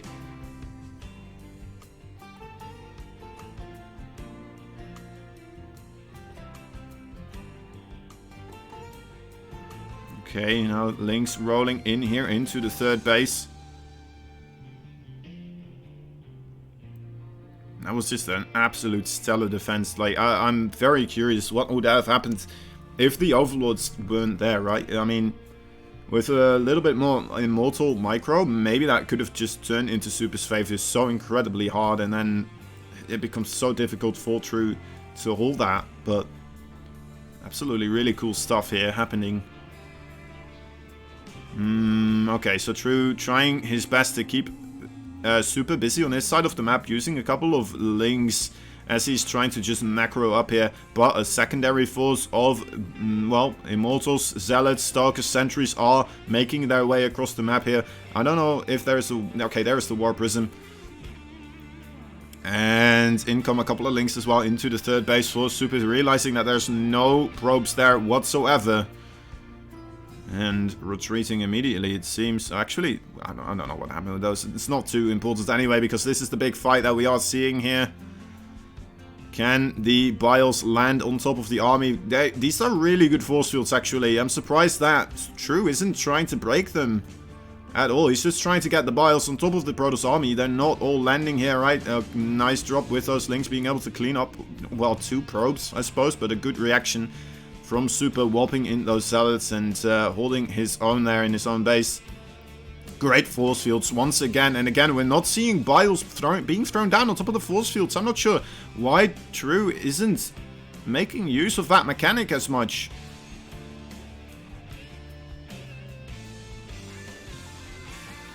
Just really trying his best to keep the Biles on top of the Protoss army here. Again, just letting the force fields be used and moving backwards from these force fields. He's gonna lose the Roach Warren potentially, though. The Roach Warren in the third base, that is maybe a little bit of a mistake here, as it is so incredibly vulnerable. And Super may have found a way into the Zerg here. He's moving forwards, and this is going to be an even harder position for True to stay alive. Of course, it's going to be harder for Super, I suppose, as well, to push through. A little bit of a concave here for True, but then again, the force fields are going to be extremely strong in this situation here, with the hatchery there and the extractors too. Going to make it even more difficult. It's kind of acting like natural force fields there, or friendly force fields, unfriendly force... I don't even know how you would call that. Anyway, does Super still have enough? He feels very comfortable. I'm not even sure if he's aware that there is another base to his south here. And also to the east. It looks like he is aware now. He did send a single unit on there. And there's one Zealot using his side blades to cut down that hatchery. And here, it might actually start to be the end for True. If he doesn't find a way to get his forces on top of this Protoss ball and take down those Immortals, take down those Sentries. Alright, finally, he is trying his best to clean up these force fields, but... I mean, having to go through this choke is absolutely crazy for a Zerg, and it's hurting him quite a bit here. But maybe, potentially, he needs to get those links on top of the Immortal. If he kills the Immortal, maybe he has a chance of cleaning this up still. And, I mean, he did keep his 4th and 5th base. No, wait, actually, yeah, I guess that's the 4th and 5th, right? It's just the 3rd base that got killed, so now he's back on 4 bases. But, I mean, those are still up. Those are still up. True, still in this. I mean, his worker count, though, it's 34 versus 46. That is not that great. He is a Zerg, of course, so he can ramp up those drones very quickly, but that's gonna put him in a very difficult situation here. He needs to keep his army going strong here, because there is, of course, always the threat of more gateway units just rolling through here. Oh, those Biles actually hitting himself there. Is True going to be able to still hold on here? It looks like those Blink Stalkers, I mean, they shouldn't be able to break through here, right? Unless if he has the most amazing Blink Stalker micro in the world we've ever seen, but... Right, actually it's just all a diversion. Zealots being warp prismed into the main base. 3 links over here, a couple more links in the main base as well. True staying in this very well as well, trying to find as much damage as he can. This is what he needs to be doing as well. He needs to be aware whether or not Super is making a 4th base. If he sees a 4th base being constructed, maybe that's going to give him a little bit of breathing room where he will be able to start droning up again. But so far, doesn't look like that's the case. And Super now adding a Dark Shrine as well as charge upgrade. I don't know if this is still going to work, guys. It looks like Super just slowly but surely losing his grip on this match to me. I mean, the Dark Templar, of course, still very, very scary threat, but there is a layer on the field. He should be able to make a couple of Overseers here and be absolutely fine. He may, though, still lose so much economy that it's gonna potentially start snowballing into Super's favor again. That is the one way I truly see this work out for him. Super now, oh my dear lord, those dogs are being surrounded. They are in a lot of trouble here. If those dogs all go down, that would be absolutely devastating. He needs to get towards his sentries. He needs to get back to safety here. Oh, Dark Templar are coming into the bases of True. He may lose quite a lot here, but those, oh my god, those Zerglings absolutely destroyed most of those Stalkers. But there's 3 Immortals here, keeping the peace for the Protoss. And the War Prism with the Dark Templar making True focus on his main base again. So True now moving backwards with his main forces. And these Dark Templar, they're doing a lot of work here. The layer attack is gonna get taken down here. There's nothing there to get rid of those Dark Templar. It looks like, oh boy, it may get very close. Those Zerglings are trying to run through, but no, that is gonna go down absolutely. And boom goes the dynamite. So in this case it's the layer. Nice recoil as well, getting those DTs out of there without having to use his War Prism even. I mean, True, oh my god, this is gonna put him in a bad position again as well. He may very well have to start pushing outwards and get himself some more damage dealt on the Protoss side of the field. There's a lot of Archons here though, and Immortals as well, waiting for this Zerg army to come in and try their hand at destroying this base, and it doesn't look like True has enough, and that might be it. That might be game, guys. GG is called. Super still taking the game there. Oh my dear lord, those Dark Templar finding their way into the Zerg base, delaying that attack just ever so slightly. For a moment there, I was so incredibly scared for Super still, with all those Zerglings right on top of the Stalkers, killing off so many of them, and then the Ravagers as well. I mean, if maybe Super had the opportunity to just continuously micro in that situation and focus down the Immortals using the Zerglings and the Ravagers, maybe that would have gone into his favor, and maybe he would have been able to snowball down the 3rd base there. But unfortunately for him, Super was already one step ahead, had those Dark Templars ready in the main base, ready on the 3rd, the 4th, I don't even know anymore, some other base somewhere else. And yeah, everything just kind of falling apart there for True in the end. That means that Super getting Patience one-man team up in score right now. And he will be fighting against Rogue or Innovation. Now, Innovation, I've actually talked to Innovation not that long ago in an interview I was lucky enough to be able to do. He said that he doesn't feel that Terran is the greatest for against Protoss. So, just that in overall. But then again, he did just beat Zest in a best of 9. So, I mean, Innovation would be a good call. Innovation. I'm calling Innovation here. But probably Rogue. It's Rogue. Alright. Ah, gosh darn it. Alright, anyway. So the blue Zerg player, Rogue, right here. A little bit of a level up here for Super. After beating True immediately, having to go up against Rogue here. It's a nice warm-up game, I suppose, for Super. But yeah, I mean, considering how close that game was, maybe just a little bit of extra skill here coming out of Rogue. No offense, True, but yeah, Rogue just considered a little bit better overall. May be enough to push this into the favor for Team Steamed Bun Bang. Teamed Bun Bang. It's nice to say after all, isn't it? And Patience one-man team. Yeah, I mean, it's still... I haven't seen Patience do that much. Ragnarok all-killing here. Super now on the way to do an all-kill as well. That would be pretty cool. And maybe they should change the name to Patience. What are you doing, team? Just because the other players are just carrying it. Anyway. Rogue looking for the quick expansion here afterwards. The gas and the pool. Super realizing also getting his Nexus quick and early. And be able to keep up with the production here. One game down. At least 2 more to go.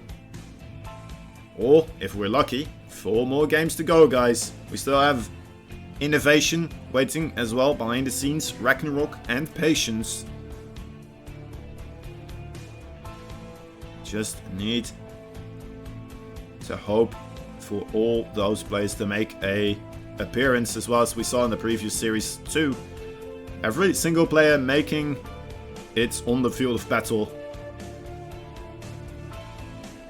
There is in fact a robotics facility on the way here for Super. So Super once again going for, well, no Stargate opening here or Twilight Council whatsoever. Just going straight into those heavy hitting Immortal units and using the War Prism as well. I mean, his micro with those have been pretty good, honestly, so far. Nice positioning with the War Prisms as well. So you know what, maybe it is going to work out for him here again. One more time.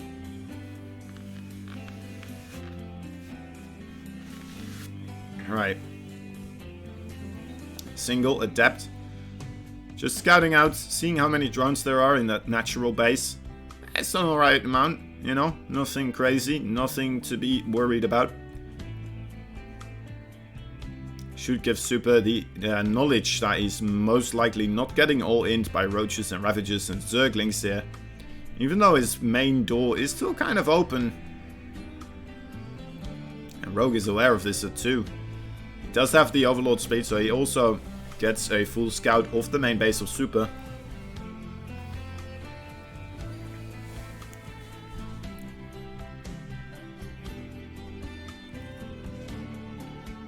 Alright.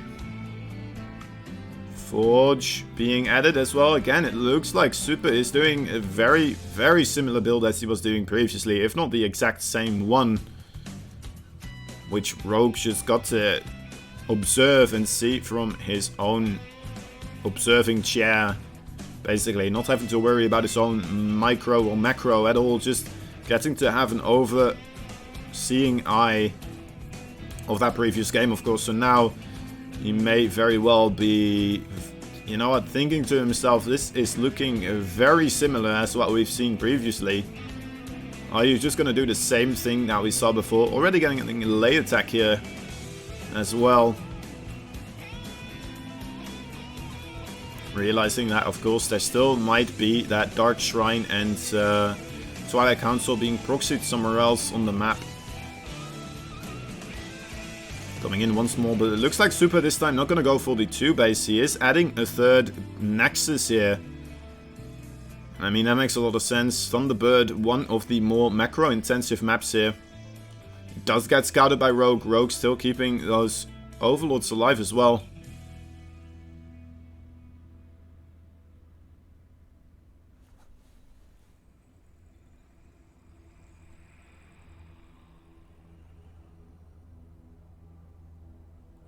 Right, Immortal in the War Prism. It is making it look a lot like he was doing previously, but of course, Rogue already having scouted that 3rd base. Should feel comfortable with the knowledge that it's not the same thing, and he should be okay with droning up a little bit more. So he's still getting a safe amount of units here. And what in the world are you actually... Did he actually make that Overlord that is so low HP into a Dropper Lord? That is quite ballsy, honestly. Well, he's gonna go for it anyway. I mean, you don't have drops as a Zerg, well, versus a Zerg, happen that much anyway, right? So this is always, at least in my games, I always get caught off guard here.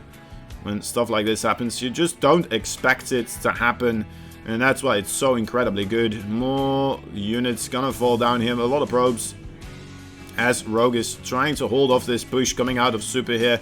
It's a lot less potent as it was previously, of course, because he does have that third base. But then again, that is maybe enough to throw Rogue off a little bit here. Blink on the way too. So it looks like Super realizing he will not be able to break Rogue with this. Rogue playing it very safe. He didn't go for a quick fourth base. He just stayed on 3 base. Waited for this aggression to come across the map. And now he is adding that fourth base after kind of negating that aggression and keeping his own skin safe here. 2 Evo chambers being constructed in the third base. Queens need to be pulled. These immortals are very dangerous actually. Already killing 4 probe or drones. Yeah, it's okay. And oh my dear lord. A lurker den on the way. Rogue, what are you up to? Scouting out again, seeing a lot of gateways being added. So that might give Rogue the opportunity to start adding a lot of units as well of his own. As he realizes that there's very likely to be another aggression running across the map here. He's also completely aware of the other potential base that Super will take.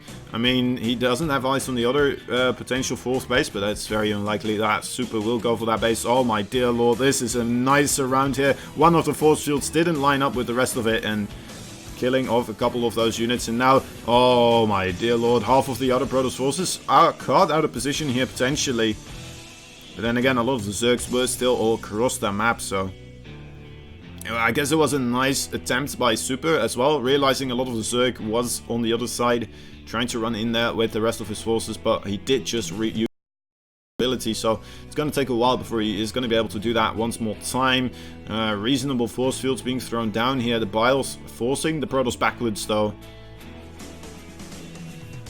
Both players deciding not to go for the engagement just yet. Of course, Rogue still waiting for those lurkers to make an appearance. And Super looks like he is gonna try to get either Colossi or the Disruptors out on the field. And Disruptors are a very nice way to deal with the lurkers, of course. Also, Colossi, not the worst unit to deal with them. You still need to be careful though, of course, if you do use your Colossi in combination with your regular forces and move a little bit too close. The AoE damage is going to be absolutely insane because they stack up so much with the rest of your forces here. Infestation Pit also coming down, and a Nidus network from Rogue. Rogue still playing it safe. Staying on the 4 base, realizing that Super does have his own 4th base now, and that's going to most likely indicate for Rogue that he is going to be comfortable taking a 5th base here. Cancel on that base as well, very nicely done there by Rogue, and he should be safe against this drop as well. Oh my god, the Warp Prism. Okay, just barely in time being pulled away there. If there were 2 more queens there, that would have definitely died. Maybe even with 1 queen, I'm not quite sure. Somebody do the math for me. Alright, this is a scary attack actually. That's a lot of lurkers. And not that much yet in the form for Super to really take care of this. There's, I don't know, well, there's 3 Immortals. Let's see, 2 Colossi. 2 more Colossi on the way. The Nidus Worm though, oh, that is so smart from Rogue. Using the Nidus Worm to force Super to warp in elsewhere. And now coming in over here. Taking this position, doing an absolute amazing job. Again, cancelling this 4th base as he's already producing a 5th base behind this. And those units now in a lot of trouble here. Again, another Nidus Worm being created for Mr. Rogue. But again, it looks like a lot of stocks are being warped in. Are the queens going to be able to pop out in time? No. I thought he would put his queens inside of the Nidus Worm, as we saw those queens just sitting next to the opening of the Nidus Worm. So as soon as he saw it was going to work, he was going to put them in and then run out with those queens. But unfortunately, that's not what we saw. We're just seeing them being used kind of like tauntingly in a way, trying to disrupt. Actually, this is a big fight coming through here. All the Stalkers blinking forward right on top of those Lurkers, and it looks like the Immortals and Stalkers and Colossi are more than enough to deal with this, but now he's gonna have to retreat into his natural base. He lost 12 workers here. Rogue keeping Super incredibly busy here. moving back and forth his bases, and now being forced to get that other base on the left side here. And, well, as I said before, it's less likely for Protoss to take that base just because it takes so much longer for your army to rotate now between your other bases from that location, especially if you haven't cleaned up those mineral patches there in the middle, connecting them, which he hasn't. So, you know what, this could backfire a little bit here and make things more difficult for Super, especially because Rogue is already aware of it. It's more so a base you take to kind of catch your opponent off guard, maybe, because he is unaware that base was coming that way. But it looks like he will be okay for now. More Stalkers in the natural and main base, going to be able to safeguard those bases from Nidus Worms. Actually, look at the amount of units we are seeing on the minimap moving towards that Nidus Worm, and then on the left side, an incredible force of display here. Display of force coming out of the Zerg, moving on the left side, marching, parading his entire forces across the map here. And most likely will be taking out that base, actually. Oh, it's gonna get close. Will he be able to clean this up? Oh, that's a lot of lurkers being created now. Alright, this could get juicy, guys. It looks like that base will definitely go down. Super not in the mood to take care of business there, and he's gonna be forced to make the base elsewhere again. And just being stuck on 3 bases now for 12 minutes here, pretty much. Oh my god, that's a lot of lurkers. I wouldn't be opposed to him spreading them out a little bit more so against this amount of... Well, I guess there's only 2 Colossi. There's only 2 Colossi. I think he's okay. The lurkers now maybe want to move a little bit further forwards, but actually rotating some of them around back into the Nidus Worm. Gonna try to get them elsewhere. And Rogue here showing a beautiful match so far. Absolutely dominating his Protoss opponent. As Super is just trying his best not to lose his head in this series. As he's never really been ahead at any time. Maybe a little... Oh my god, he just tried to run away and blunk right into those other lurkers waiting for him on the other side. That was almost like hold position micro coming through there, but then Super kind of just did it for Rogue. Dealing quite a lot of damage here. Those... Oh, the War Prism as well. Getting caught out here.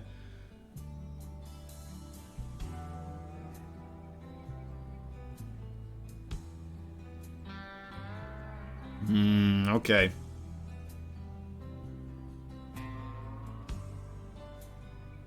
Rogue in a beautiful position to take this game, honestly. I have no idea how you would still be able to hold on here as Super. I really feel for him, but... I mean, there's... Oh my god, there's so little he can do now from this position. He's just trying to get a 4th base up, and he's not being able to do so. Rogue doesn't have to push into the army necessarily, right? That's the one way he loses, if he loses all the lurkers at the same time, and gives Super some sort of option to start a counterattack. I mean, this is pretty much the best he could have asked for, but there's only 1 Colossi here helping out against the Hydralisk. Alright, this is a nice Colossi cleaning up a lot of the lurkers, but it looks like there's just so many lurkers still available. Cleaning up the Immortals. GG is called. Rogue taking game number 2. And that's going to tie up the series once again between these 2 teams, where we are waiting for Patience one-man team to decide whether they're going to send out Ragnarok or the man himself, Mr. Patience. Or Ragnarok. Ragnarok, how is his ZVZ lately? I don't even completely know anymore. I think, against who did Ragnarok all kill again? Let me take a look. Let me look back at who he all killed back at the first day. Let me take a quick gander. That's the wrong window I'm looking at right now. Alright, it was this one. Yeah, it was versus a live bunny and trap, so that's not actually ZVZ at all.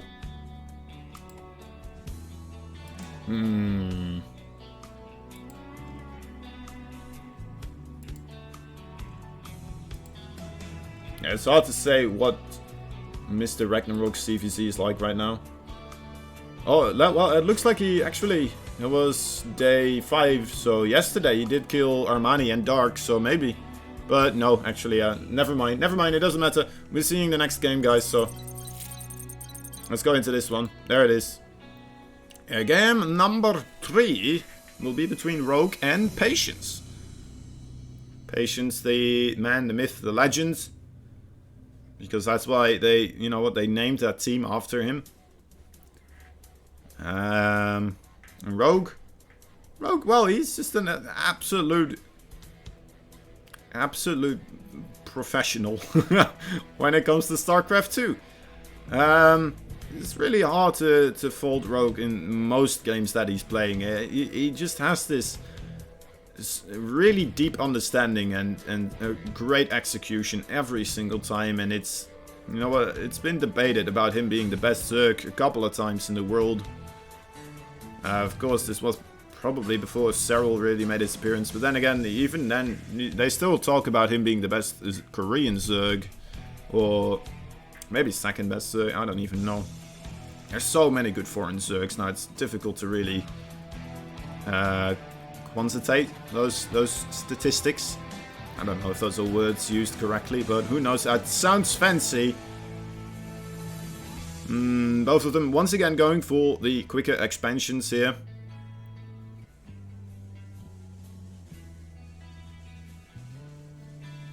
And yeah, let's wait for this game to unfold before us a little bit further. Rogue, a very... oh my god, that's a quick third base.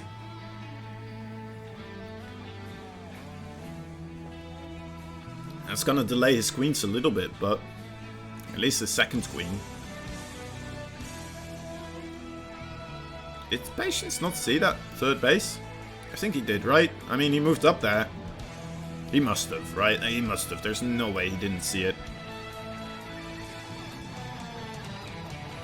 I'm loving that the Zergs are taking the more northern base of their old base. I mean, it feels like it might be a little bit well, I'm not sure if it's actually closer. It's a little bit further away from their bases. But overall, the surrounding area there in that, you know, that vicinity, it facilitates a lot better for Zerg play. Like Zerglings, just matting up Roaches, Ravagers, becomes a much nicer playground for them to set up flanks, set up big concaves and stuff like that. Or, you know, all sorts of surrounding stuff. So yeah, overall, it just benefits Zerg units a lot better to be in such areas. So I love when these kind of maps are being figured out a little bit more so, and you're seeing these differences appearing in race playstyle. Patience as well, you know what, I'm gonna say it now. If we do see a third base coming out of Patience, it will definitely be the triangular positioned base right there next to his, basically next to his natural base.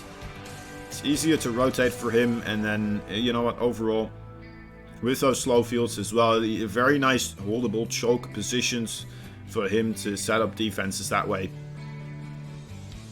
This Overlord not meant for life, not really enjoying himself here, obviously. Gonna get taken down. No Overlord speed here yet for Rogue, which is kind of notable, I suppose. He is using a lot of speedlings though to keep an eye out on what is happening on the other side of the map.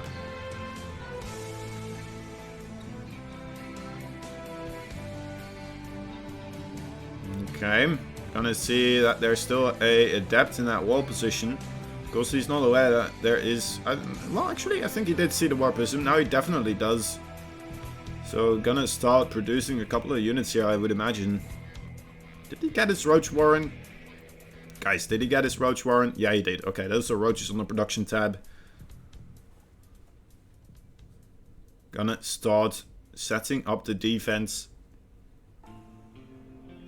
And I suppose Rogue just is kind of prepping for everything, right? I mean, he does have the Overseers, he does have the Roaches, and for most things against the Protoss, you're pretty much set with that, right? Unless if they go for mass Stargate opening, but even then you can do pretty alright with your Roaches.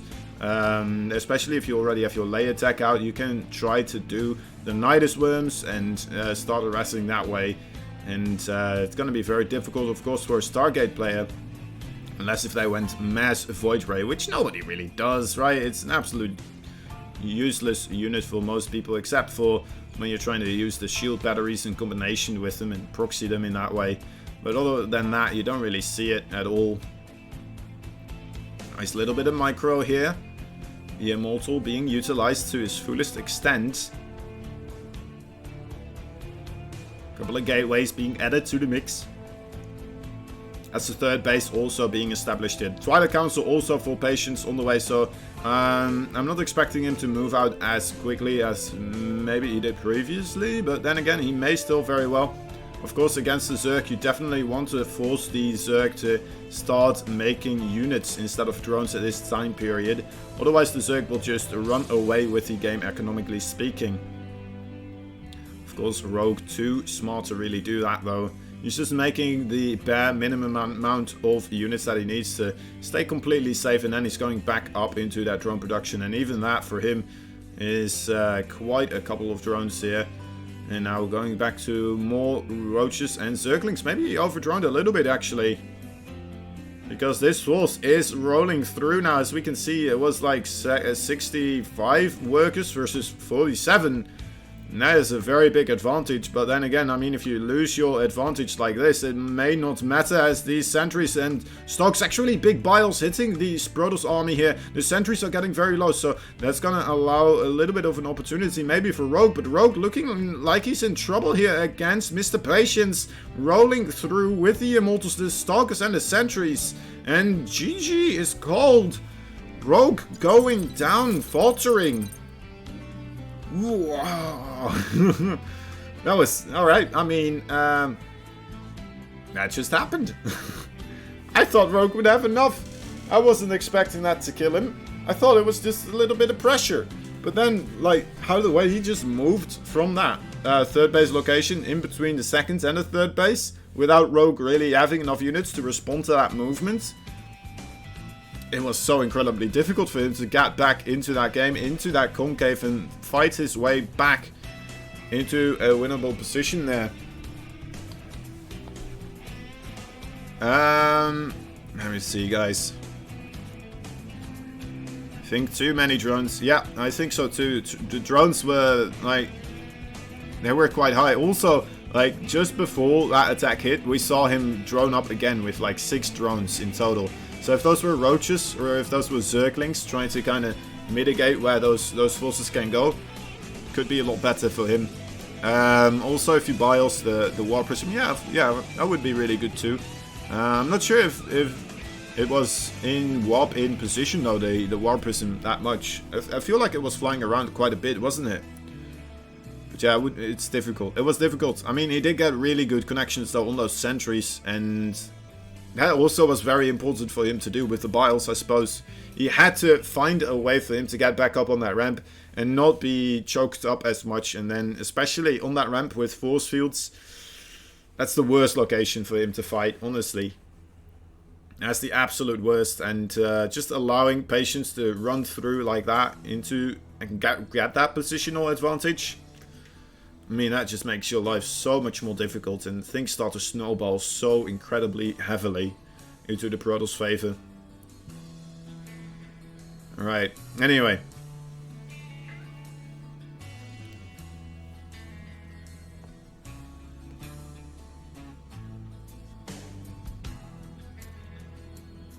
It was a rough one. It was a rough one, guys. Right, we're gonna have to wait for the next game here. And actually we don't, because it's already starting.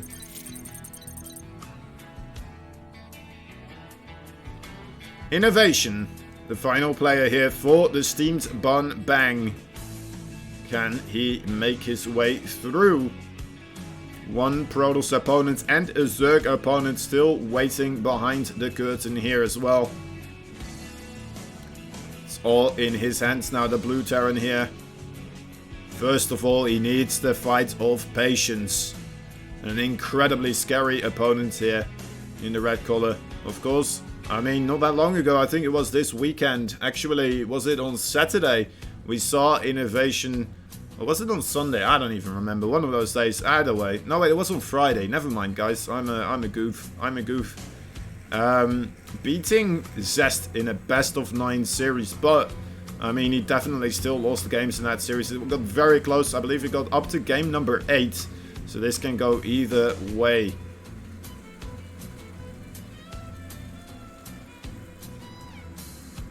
Alright. Innovation. Let's see what his plan will be for this situation that he found himself in. Quick Nexus coming out of Patience. Very standard. Reaper opening from Innovation. Again, very standard. And this probe making the life of this SCV miserable, of course. Tasing him in his little SCV suit. I'm not even sure if they feel that, actually. I mean, they are in a suit. And if a car gets hit by lightning, right, apparently you're very safe. So I imagine, actually... Oh, but SCVs float though, don't they? So maybe it's not as good. I don't even know how that would work. Somebody science that for me, alright? Somebody go science that for me. Anyway, alright. Reaper on the way towards the base of Patience. He's gonna figure out what is going on. And I believe there's a big lawnmower outside of my house right now. This is the worst day for them to start doing this. I'm not even sure if you guys can hear this. It's just a little bit on the background here. Oh well, my apologies. It will go away after these games are over, probably, anyway. Stargate's on the way here. For Patience and Innovation, not going to be able to really see this at all whatsoever. Well, he's going to try to come in here still. But being forced away by that Adept. So yeah, still in the dark is Innovation. You can't hear it at all. Alright, that's nice. That is nice. Oracle is going to be the first choice. And Innovation is opening up with a couple of Widow Mines to start dropping those in the Protoss mineral line. So, I mean, he still has the opportunity to keep that one around at home here for a little bit and potentially just grab the Oracle kill immediately. Of course, he's going to need a little bit of luck on his side, but I don't know if any of you saw the Innovation vs Zest show match. He is like a legend at guessing where the Oracle is going to go. Oh, but the Widowmine already scouted out though by these Adepts, so should be able to be aware that it is actually running around. And now, even now, he's seeing it being burrowed, so never mind about that. That dream is dead, pretty much. There is enough Marines here to clean up the Oracle, but the Oracle is being microed kind of... Oh! I told you! And then I didn't tell you anymore, but I should have stuck to my guns. He is a legend. Look at that. Killing off the Oracle. I don't even know how that would... Jeez Louise. Just the second Widowmine. Yeah, no big deal. It's right here. I know where you're going. Oh my god! How? How did that happen? Oh my god, guys! I don't know how he does this. This is so incredible how he just predicts the movements of the Oracles. It is insane. I don't even know. That is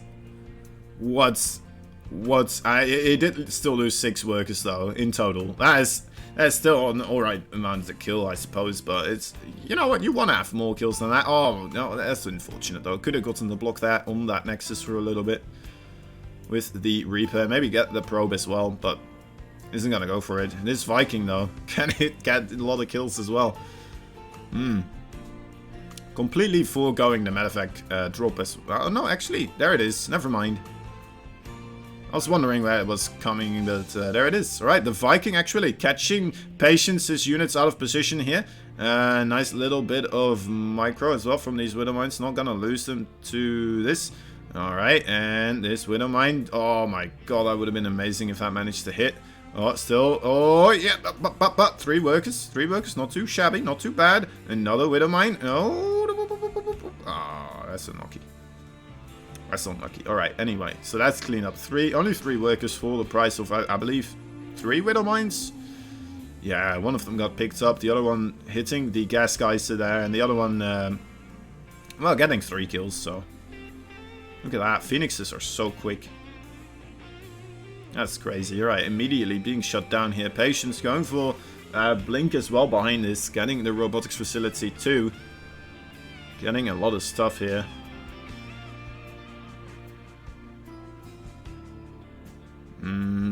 Okay. I mean, that's 2 more workers, right? That's alright. That's pretty good. That's pretty good. Army count wise, innovation starting to get quite ahead, and this is the reason why, because he is getting ready, of course, for this big attack off of the 2 base. A true staple of innovation's play in TVP. He loves doing these timing attacks, and he's really good at executing them, because, you know what, his macro is, it's insane. It's absolutely insane. It's one of the best in the world, if not the best. It's just one of his staple plays, honestly. Alright, also getting the 3rd base behind this, of course, not too bad, but Patience, though, climbing up in the supply overall as well at the same time. This is very daring, actually, coming into this base as Blink is finishing up, and there's also Phoenixes out on the map, guys. Don't forget about that. Oh, getting the pylon there, though. Artosis would not be happy with that one. But that's a good Blink underneath the Medivac, so killing off those. But there's the other, well, the other part of the attack coming through. There's a shield battery here, but the Zealots walk away a little bit too far. They are attacking a pylon here, though. Probably hoping to depower the thingamajigs here, but I mean, still managing to do quite a bit of cleaning up here. Nice Widowmine connection on the ramp there, hitting one of the Stalkers. Ooh, nice blink away this time, though. Disable on the Immortal. Jumping right on top of that. That is so much damage. A Mana Mule being thrown down. Innovation. He's doing it, guys. Oh, look at him go. Absolutely amazing stuff right here. Coming out of Innovation. He's just toying with his opponent now. Running through. Coming in again. More units on that 3rd base. Hitting it down. That's gonna fall. Nothing Patience can do about that one. And, more explosions happening. Michael Bay. Innovation this time. And that is GG. Alright, best macro in the world is Serral. Yeah, alright. I mean, I can't fault you for that. But I mean, for Terran wise, I mean, it's hard to really compare that machine, honestly, to anything else. The original Alpha Star, honestly, Mr. Innovation. A true robot in his play, but he does it so well, it's crazy. Alright, that means that Innovation is gonna play against Ragnarok. Again, the final game, guys. Once more, right? We've seen True play, we've seen Super beat True. And then die to Rogue. We've seen Rogue die to Patience. Innovation now killing Patience. And now Innovation versus Ragnarok. Yeah, again, game number 5, guys. Not too bad. Not too bad at all. I think some good games here today, for sure. And, well, let's hope it keeps going. As long as the stream doesn't do too much there. Alright, I'm going to refresh this a little bit here. Am I on the right one? Let me see. Over here. 5. Let's see. It seems fine. Seems fine. Okay.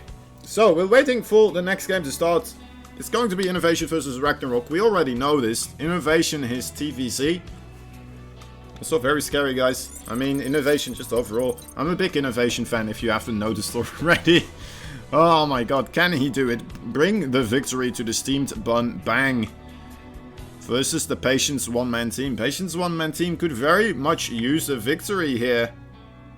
But, I mean, I'm not sure if it's gonna happen, guys.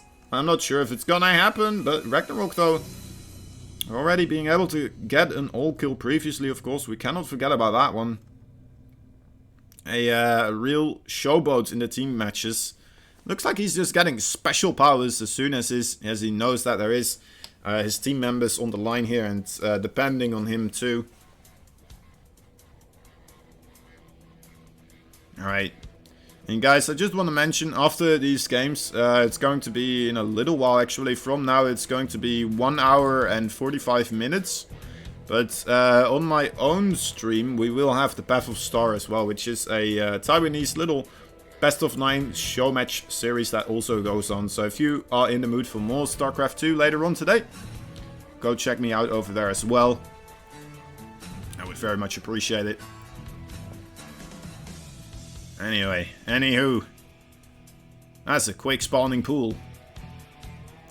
Innovation, is he gonna? He's not scouting, is he? He's putting that command center on the low ground. That's what you want to have happen as a little Ragnarok player here. Could be dangerous. Could be lethal. Maybe not lethal, but it's still dangerous.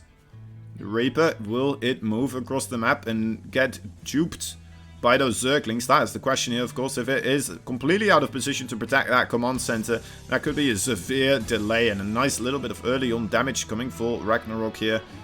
Looks like the Reaper will move into the Zerglings. Actually, the Zerglings not being moved around. To be fair though, oh, he tried so hard. That was so close. Innovation though, looking for it, and he saw them moving across. So that is a very nice catch here for Mr. Innovation. Alpha Star Original.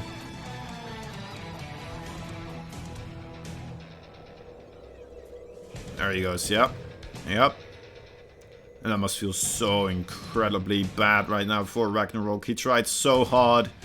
But yeah, I mean, it's really difficult to keep your Zerglings hidden on this map. If you walk around, it is such an incredible far walk to walk around. Unless if you go through that little middle area, of course, like he did up towards the ramp there. But, oh my god, Innovation just barely catching the tail end of those Zerglings moving there. And managing to immediately pick up on it. Okay, Innovation here. Gonna be able to scout out as well the main base. I guess he didn't see too much there, right? I mean, that didn't tell him too much. He doesn't know about the third base. He lost the Reaper there. Maybe a little bit too soon.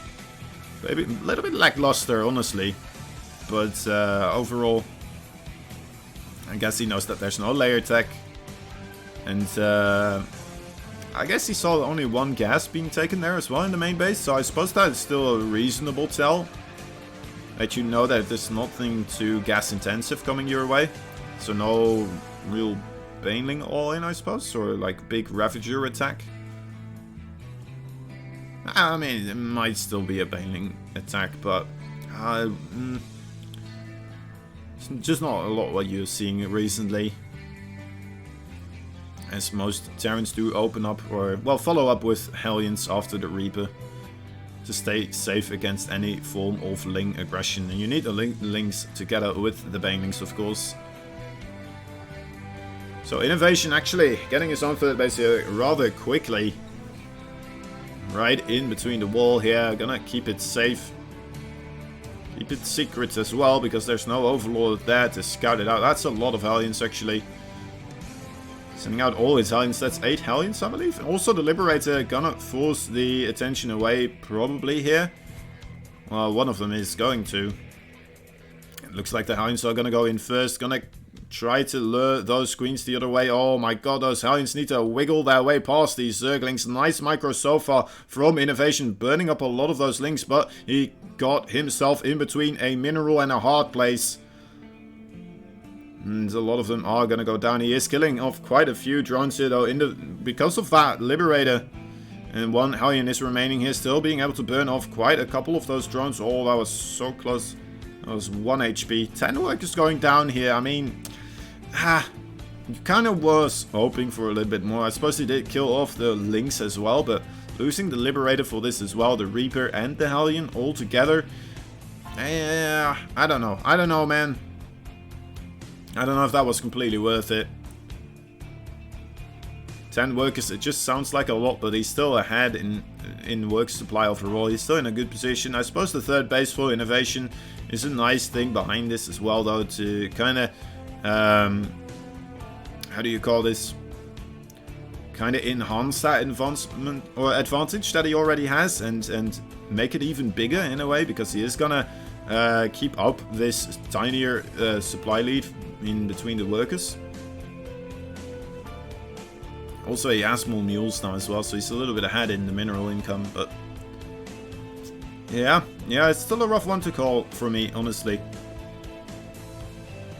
Lay attack has been created here. Baneling speed immediately being constructed as well. Let's wait and see if we are gonna have some Mutalisk play as well. I feel like Mutalisk a really good call on this map. It's a massive map and there's a lot of ways to maneuver your Mutalisk over and back and forth between all the places. But then again, going for just Ling Baneling style, trying to get into the later on Hive Tech, or maybe even, there we go, Hydralisk. Not something you see every day on World of Sleepers. But yeah, still a strong choice, of course, still a very strong army composition coming out of Ragnarok. This is a nice little bit of a siege up here. Of course, Innovation needs to be careful. Wants to target down the Banelings here immediately. Oh, it's gonna go for trading with the Lynx so far. Not targeting down the Banelings whatsoever. Oh, dropping outside of the base here a little bit. Has to re-pick up and try that again. A nice second clump of Marines and a Widowmine here coming in through the door. Oh boy. Alright, Widowmine's getting good connections though. And Innovation finding more damage here. Great pickoffs on those Banelings. Look at that, targeting down. Beautifully micro there by Innovation. And now this big ball of Marines is ready to go into the mineral line. And it looks like Innovation is going to be able to kind of clean up house here. Oh my god, more drones dying. And this is the +1/+1 doing its work. Tenfolds, honestly. Alright, the drop is gonna get... What? It gets away? The Queen's shooting a single Marine instead of the medevac again. Oh my god. I mean, alright. Can't let that Marine get away now, can we?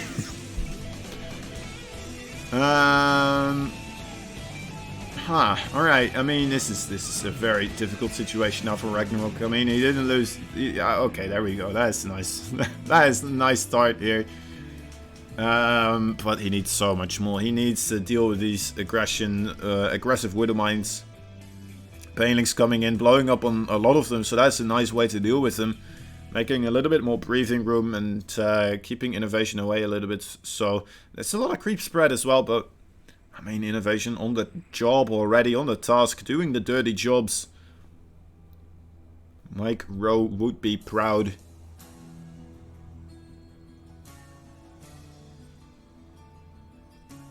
Okay. Widowmine charge almost ready. The drilling claws. I mean, I said that correct the first time. Don't judge me. +2/+2 on the way too. For both these plays, but it's going to finish up for Innovation a lot sooner, so that gives him the opportunity to once again come in here with a big drop and potentially have a very, very solid trade.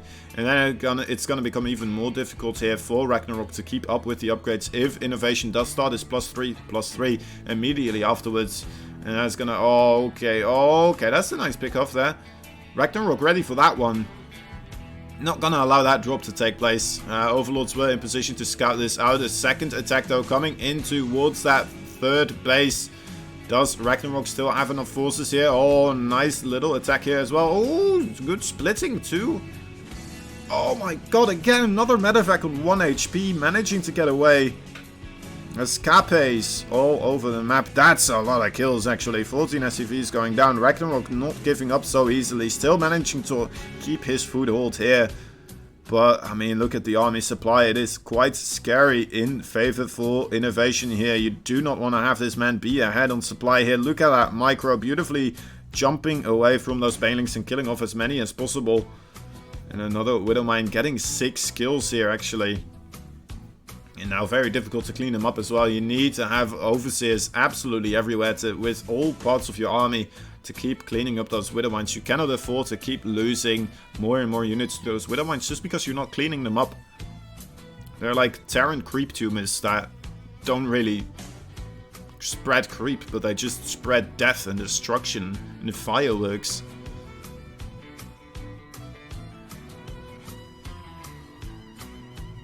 Okay, coming in from both sides once more. A big attack combined with a lot of Widowmine siege tanks. The Marauders are here to catch those Banelings. And look at that, splitting already occurring here. Beautifully pre-splitting here. Making this incredibly difficult for Ragnarok to attack into. But he's gonna have to. That base is gonna fall otherwise. And at the same time, and more units coming in on the other side. Killing off the 5th base here for Ragnarok. He does clean up this force, but he is gonna lose this base. It looks like there's nothing here to really defend unless if Innovation doesn't attack it. Alright, he is gonna focus it down. There it goes. Immediately having to be recreated. The Hive tech, it has been done though for Ragnarok, so he is making those Vipers now. The Vipers though, maybe not the best unit against this army composition. Not that many siege tanks available for Innovation. More so going for those Widow Mines, of course. I mean, Abducts could still be pretty good against those Dropper Lords, or the Dropper Lords. The Terran Dropper Lords. Okay, coming in once again on the same location. He desperately wants to kill off this base. The Banelings are getting close to those Widow Mines, exploding on top of them, trading out kind of equally here for now. But I mean, oh boy, those 2 Widow Mines, absolutely amazing connections. Ragnarok overstaying his welcome there a little bit, and now with more Banelings coming in, exploding on top of Marauders. I'm not sure if Ragnarok has enough anymore to hold on here, and it looks like Innovation is slowly going to take this one, guys. Unless if there's Ultralisk coming out right now. We don't see the production tab, but I highly doubt it. Honestly, Ragnarok has been spending money crazy because he has to keep up with his Terran aggression continuously. Rampaging all over his creep, all over the map, and drones being pulled right now. That is a desperation move. Ragnarok on his last legs here. The Overseer nicely connecting on top of the, well, I mean, grabbing one of the Widowmine's attention and getting it to connect on top of the Medivacs and Bio, but it's not enough. Ragnarok GG's out, and that is gonna give Innovation the victory here. Innovation bringing it back for the Steamed Bun Bang. Taking down 2 opponents there and bringing victory to his Steamed Bun Bang clan. Well done to him. Very good job, everybody. Thank you so much for watching. That is unfortunately for us going to be the end for a little bit here until, well, I mean, if you want to see more of me, you can, of course, with the Path of Star games that are gonna occur. It's gonna happen right here on this Twitch channel if you see it over there. Anyway, you're more than welcome to hang out with me. Actually, I need to look up who's going to play exactly. It's usually on Team Liquid here. You know what? I'm gonna keep it a surprise. It's gonna be a surprise. It's gonna be a Taiwanese player versus a non-Taiwanese player. That's pretty much the Path of Star in a nutshell. And yeah, for this one, the BJ Destruction Team League. I mean, we're gonna have to wait a little bit here, guys. It's gonna be on the 11th of November. No, wait, that's the 6th of November. I'm sorry. Misreading that one a little bit, slightly. Anyway, it's my own handwriting's fault, alright? The 6th of November is going to be the place and time. Is going to be the same, but then again, I mean, it's just gonna be Koreans time. The Europeans like me will have to wake up 1 hour earlier to catch that one. It will be at 11 for us instead of 12 because it's going to be winter time again. Anyway, there were some great games we got to see, guys, and we got to see all the players today as well. That's both of them going to game number 5. Here we go. Here is today's results for you one more time. Rogue, Innovation, and True, this Team Bun Bang beating Ragnarok, Patience, and Super. The Patience one-man team. And well, at least this time Super and Patience, both of them managing to grab those victories. Here we go. The next match will be on November 6th. At 7 p.m. Korean Standard Time, I think. Or so, I don't even know. It's just Korean time, alright? It will be Dark, Impact, Armani versus Trap, Bunny, and Alive. And the Jin Yo crew will be fighting against what looks to be the Patience one-man team again. Alright, so if you're looking forward to that one, make sure to write it down in your calendar. Patience did win his first map today. Yes, he won against, well, he won against Rogue, of all people. Not too shabby, honestly. Pretty good. Pretty good job by Mr. Patience. A valiant opponent to defeat. But, yeah, I mean, this is looking pretty good too. Burn Park versus, who are those again? Woke Up to this. It might be a little bit one-sided. We'll have to wait and see. Maybe Trap is going to surprise us with some CVP magic. We'll have to wait and see. Starting to turn it around, yeah. Maybe we'll start feeling comfortable calling it a Patience one-man team ultimately at the end of all of this. But, yeah, I mean, that was it though for today, unfortunately. I'm going to wait for my Korean casters to catch up with me as well, since they, of course, have 3 times the amount to talk about as I do. As they, you know what, they're also a lot more experienced. So they probably have like 6 times the amount of things to talk about. Just because, first of all, they're more experienced. So they already have double individually to talk about. And then there's 3 of them. Making it 6. Yeah, 6. I think. Yeah, probably. Maths. Sesame Street helping me out again. Anyway. We're going to have to wait for the next games quite a long time, unfortunately, here. Going on a little bit of a break. Of course, we are going to be seeing a lot of WCS finals happening. It is something to look forward to. And look at that. They are happy now. They are. Looks like now that it's over. Finally, some smiles. I don't know if there's this... anyway, I shouldn't draw attention to that. Anyway... those were some great games, guys. I enjoyed them. I enjoyed them thoroughly. I hope you guys did as well. And, well, I'm sure I was just talking about the game. What can we still say about that game? I mean, innovation, absolute beast of a player. Just hitting left, right every time. Coming in again, keeping his Medivacs alive with 1 HP. Somehow, some way, just putting away just in the nick of time, you know. I would lose 3 Medivacs there, where he only loses almost 1. Oh, there we go. Bowing, and that's the end. Going into this, guys. Thank you so much. See you later. See you next time. I love you. Bye-bye.